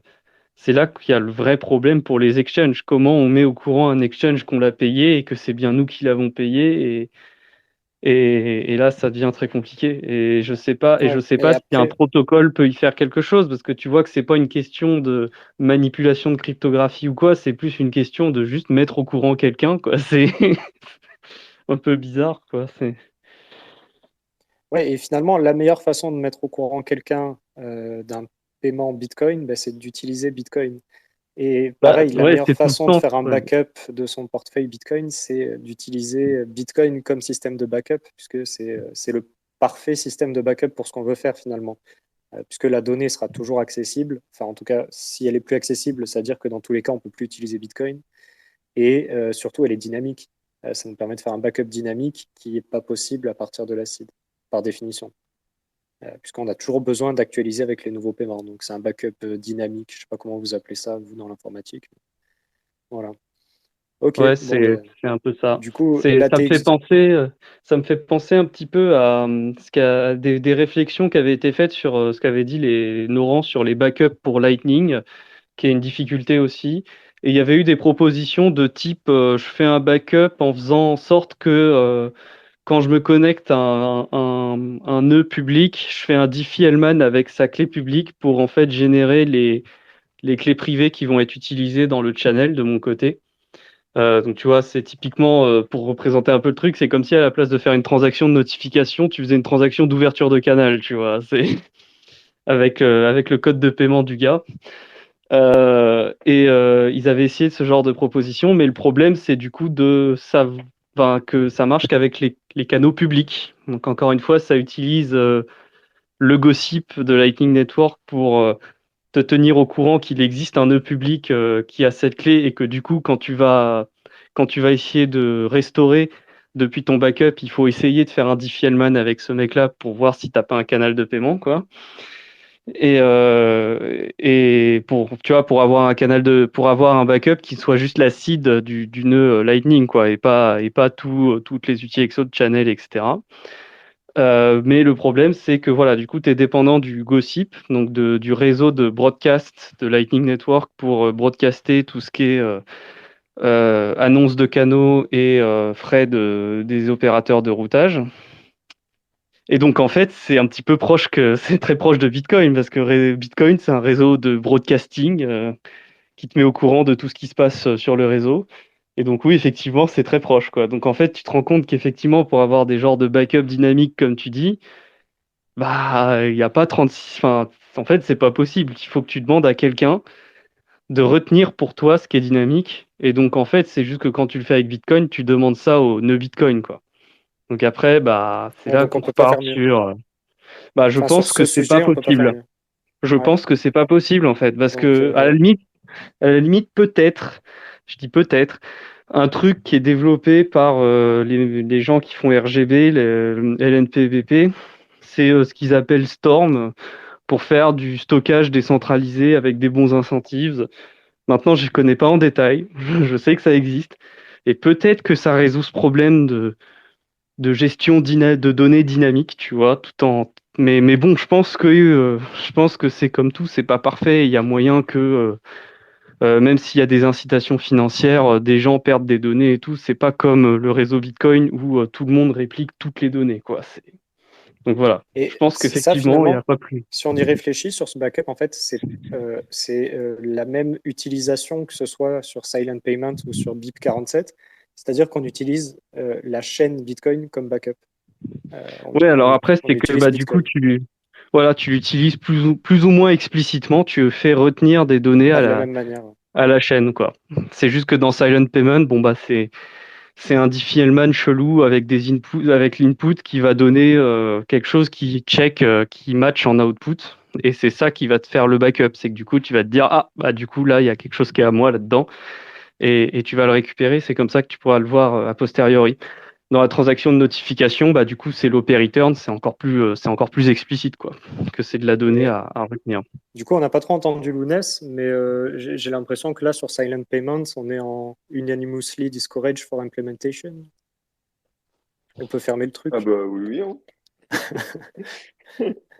Non, mais en vrai, Non, moi, mais c'est vrai que la TX2 Ouais, ouais. notif sur BIP47, c'est à la fois l'inconvénient et c'est en même temps, tu te dis que c'est la meilleure solution pour ce que ça vient résoudre. Donc, c'est compliqué à réfléchir là-dessus.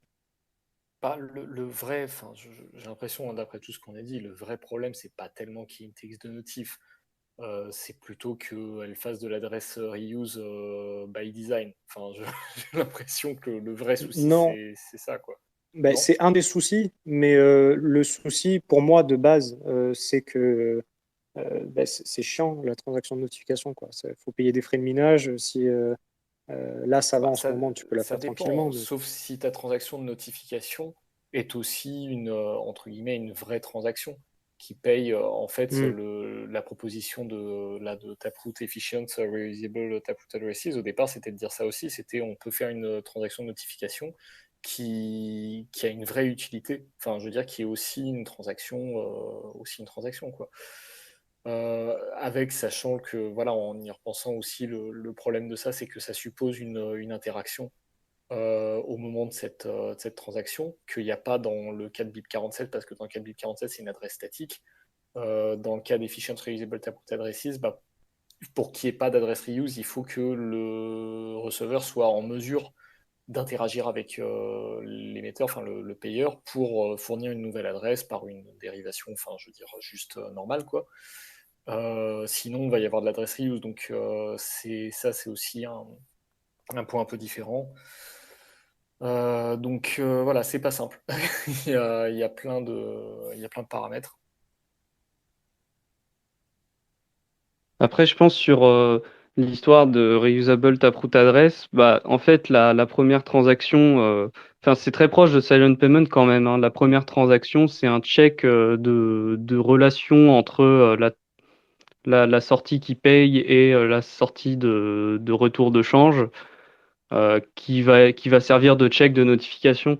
En fait, un point qu'on a soulevé, je pense, c'est que l'avantage de la transaction de notification à la BIP47, c'est que c'est très pratique parce que vérifier une adresse statique, c'est très facile, ou vérifier un ensemble d'adresses, c'est très facile, alors que de faire un Diffie-Hellman à chaque transaction, forcément, en fait, on peut pas le faire à l'avance. On est obligé de le faire in situ, quoi. On est obligé de le faire au moment où on veut checker qu'on a des fonds, quoi. Et donc ça rend aussi tout un poil plus compliqué, quoi. Mais bon, Alors, enfin, je passe du tout au tout, mais je viens de penser à un autre inconvénient de Silent Payments qu'on n'a pas évoqué par rapport à BIP47. On a parlé tout à l'heure sur BIP47 de la possibilité de faire un lien entre l'envoyeur et le destinataire si jamais les fonds utilisés en input de la transaction de notification sont reliés à la personne, s'ils sont KYC, tout ça. Donc là, on peut dire, OK, Alice, elle va faire une transaction avec Bob, mais on ne pourra pas voir la transaction si, évidemment, les fonds de la transaction ne sont pas associés également à Alice ou s'il n'y a pas de lien avec son adresse de notification. Sur le Silent Payment, si les fonds utilisés à la base du paiement sont liés à l'identité, on peut faire directement un lien, non seulement dire telle personne fait une transaction avec telle personne, mais on peut aussi voir le montant de la transaction qui est en jeu. alors là, non, ça c'est faux par contre, parce que en fait, comme c'est fait via un Diffie-Hellman, le seul moyen de savoir que c'est une transaction de notification, c'est d'avoir la clé privée qui correspond au code de paiement de celui qui reçoit l'argent. En fait, le lien entre l'input et l'output ne peut être découvert que par la personne qui est concernée. Donc, du coup, Oui, mais tu peux pas faire d'analyse de chaîne pour voir qu'il y a quelqu'un qui est en train de payer quelqu'un d'autre avec son code de paiement. Tu peux pas le savoir, en fait. Après, s'il y a alors, des liens entre enfin, si tu parles effectivement d'avoir des liens où tu as des inputs KYC qui sont utilisés, bon bah oui, le KYC va se transmettre, mais ça, c'est pas une feature c'est pas spécifique à Silent Payment. Si tu fais un paiement à la BIP47 post-transaction de notification, tu auras le même problème en fait. bien sûr, Quand c'est ce que je disais. Mais je voilà, ne comprends pas bien ce que tu me dis par contre sur Silent Payment parce qu'il y a bien un output qui est un output de paiement directement. oui, mais l'adresse Voilà. qui correspond à cet output, elle est déduite, elle est soit déduite du code de paiement et de l'adresse d'une clé publique qui est utilisée en entrée de la transaction. Mais sans la clé privée associée au code de paiement, c'est impossible de faire le lien. Mais le lien. Ok, Enfin, je vois ce que tu dis. Ok. tu verras Donc en effectivement une fait, transaction entre les adresses, mais le flux d'information est coupé côté envoyeur, c'est ça? Côté receveur, pardon. Côté receveur. ouais, c'est que comme c'est pas une adresse du receveur initialement et qu'elle est dérivée Ok. à partir des entrées, si t'as pas le Ok. code, Voilà, c'est juste que le receveur, quand il va faire le check du Diffie-Hellman, quand il va faire ça avec sa clé privée, et justement que ça c'est un point soulevé par Laurence, c'est que pour faire le check, il faut avoir accès à sa clé privée. Mais quand il va faire le check, il va découvrir que c'est une adresse qu'il paye en même temps qu'il fait le check. Donc si t'es pas en capacité de faire le check parce que t'as pas la clé privée du code de paiement, bah tu verras Ok, rien, je hein. Tu comprends. verras juste Ouais. quelqu'un qui transfère de Donc j'ai l'argent dit des entre des bêtises. adresses. Ok, donc c'était Voilà. faux ce que j'ai dit. Ok, très bien, j'ai compris. Voilà. Voilà, je sais pas s'il y a encore des choses à dire. Lounès, qu'est-ce qu'on fait? Il y a personne qui veut poser des questions? Moi, s'il n'y a pas de questions, on va pouvoir clôturer là. C'était un bon space, hein. Je pense que c'était déjà bien. Là, il y a beaucoup à digérer. Ouais, c'était pas Ouais, on mal. a bien discuté. Je suis plus convaincu par le 47 qu'avant. Ah, super, Pareil. très bien. Au plus grand plaisir de Loïc. Je suis pas Non, mais forcément c'est moins vrai, convaincu par je les suis sûr, il va y avoir des solutions. Mais Soroban, en tout cas, c'est Noster, vraiment Oui, il va y avoir des intéressant trucs. parce que il y a vraiment des potentiels, quoi. C'est ce que disait Laurent aussi. Il y a il y a des réflexions qui sont très intéressantes sur comment notifier de manière un petit peu originale par rapport à la transaction de notification. Maintenant, bon, bah voilà, hein, mais c'est super intéressant, hein. C'est vraiment, il y a des super trucs, hein, mais potentiellement faisables. Alors, c'est vrai qu'il faudrait regarder pour faire. C'est ce que tu m'expliquais, Panta, utiliser le même système que les Silent Payments pour faire les transactions, mais en fait rajouter un output pour communiquer le code de l'envoyeur, quoi. Ouais, soit rajouter un output soit un up return, soit effectivement Ouais, tweaker une clé de change, des choses de ce type-là, ouais. ouais, mais Peut-être qu'il y a ouais, mais quelque ça chose à résout faire. pas le backup. même un up return, mais t'as pas ça, Alors, exactement. Loïc, pour l'histoire des backups, vraiment, je pense que là aussi, il faut que tu regardes en détail, mais tu peux effectivement Mais faire des backups avec Silent Payment, il n'y a pas de souci. C'est juste que le problème, pourquoi c'est le ça, rescan pour ça. pourquoi ça, Ouais, c'était pourquoi ça, ça, ce ça que je rajoute dis. pas oui, Non, il y a tu fais bien un le backup. rescan, mais bon, c'est pas. Ouais, il y a le Oui, rescan qui est chiant, quoi. oui, bah Voilà, c'est dans pas le non cas de plus énorme, quoi. BIP47, dans le cas de BIP47, le rescan, en fait, se fait indirectement par le fait qu'on peut indexer les transactions à une adresse à l'avance. Et donc, du coup, en fait, c'est pas vraiment une question de backup, c'est plus une question d'utilisation par des clients légers, ce que tu dis, en fait, Loïc, je pense. Ouais, c'est ça, Oui, exactement. c'est plutôt ça. Ouais. Ouais. Et là, effectivement, Faudrait. rien ne sauvera Silent Payment pour le moment, j'ai l'impression. Donc, voilà. Après, il faudra peut-être, tu vois, Voilà, rajouter c'est une sûr. surcouche protocolaire il faudra rajouter une surcouche protocolaire pour les clients légers si on veut qu'ils supportent, en fait, les Silent Payment ou des trucs de notification de ce genre-là, tu vois. Voilà. Et après, il faut faire ça RIP bien. Silent Payment. Mais en tout cas, dans l'état actuel des choses, c'est ce que disait Laurent depuis le début, et je suis tout à fait d'accord avec lui, c'est le boulot est pas fait, quoi. C'est pas fini, clairement. C'est, pour que ce soit adoptable, c'est pas fait, quoi. Faudrait peut-être, je viens de penser, teaser. On parle de quoi la semaine prochaine? Et ben, est-ce que c'est trop tôt pour faire le cisaille et tout, vous pensez? Ou alors on peut faire un truc un peu plus light avant? Alors, moi, je dirais qu'on peut séparer les deux déjà, parce qu'il y a déjà Ouais, pas ouais, mal de choses à dire en vrai, je pense. je pense, ouais. Et ben, je sais pas, moi je vous propose qu'on voit ça demain soir. Enfin, du coup, Loïc, tu On seras peut pas en là, mais discuter. on peut en discuter demain soir, puis en fonction de ce qu'on fera aussi. Ouais, mais les gens, ils peuvent Mais déjà bloquer la date, c'est sûr, on refait la semaine prochaine. bah, moi je suis très très chaud, hein. Ça me Ok, paraît être un super. Eh bon ben, horaire. Hmm. bloqué mercredi prochain, 21h30, on va parler de trucs intéressants. CISA ou L2, apparemment. Non, peut-être la semaine d'après ça. Peut-être la semaine d'après, mais on parlera de Bitcoin et de choses techniques, donc Oui, oui, venez. forcément. On va creuser. Et bah franchement, mercredi 21h30, moi ça me semble être un bon horaire. Tout le monde est à peu près disponible. Entre nous, je veux dire. Après les auditeurs, ils font ce qu'ils veulent, hein. Ouais, de toute façon, ça va être en rediff Oui, voilà, sur c'est ça. Découvre Bitcoin, c'est ça? Oui, bah voilà, c'est ça. Et tant qu'on en profite, ceux qui nous écoutent sur YouTube, n'hésitez pas à vous abonner, mettre un petit like. Ça fait toujours plaisir. Et du coup, bah, on va pouvoir clôturer là. Merci à tous les intervenants. C'était très sympathique. C'est vraiment un truc, ça faisait un moment que j'avais envie de faire, de lancer un space un peu plus technique que l'entonnoir pour pouvoir que ce soit vraiment une discussion complètement ouverte et qu'on pour parler juste des trucs tech, quoi. Et ça a bien fonctionné, donc je suis assez satisfait, c'est cool. Du coup, ouais, merci c'est à tous cool. les intervenants, merci à tous ceux qui nous ont écoutés jusqu'à cette heure-ci. Et puis, on vous dit à la semaine prochaine pour une prochaine émission. Ouais, salut à Allez. tous et à la Ciao. semaine prochaine, certainement.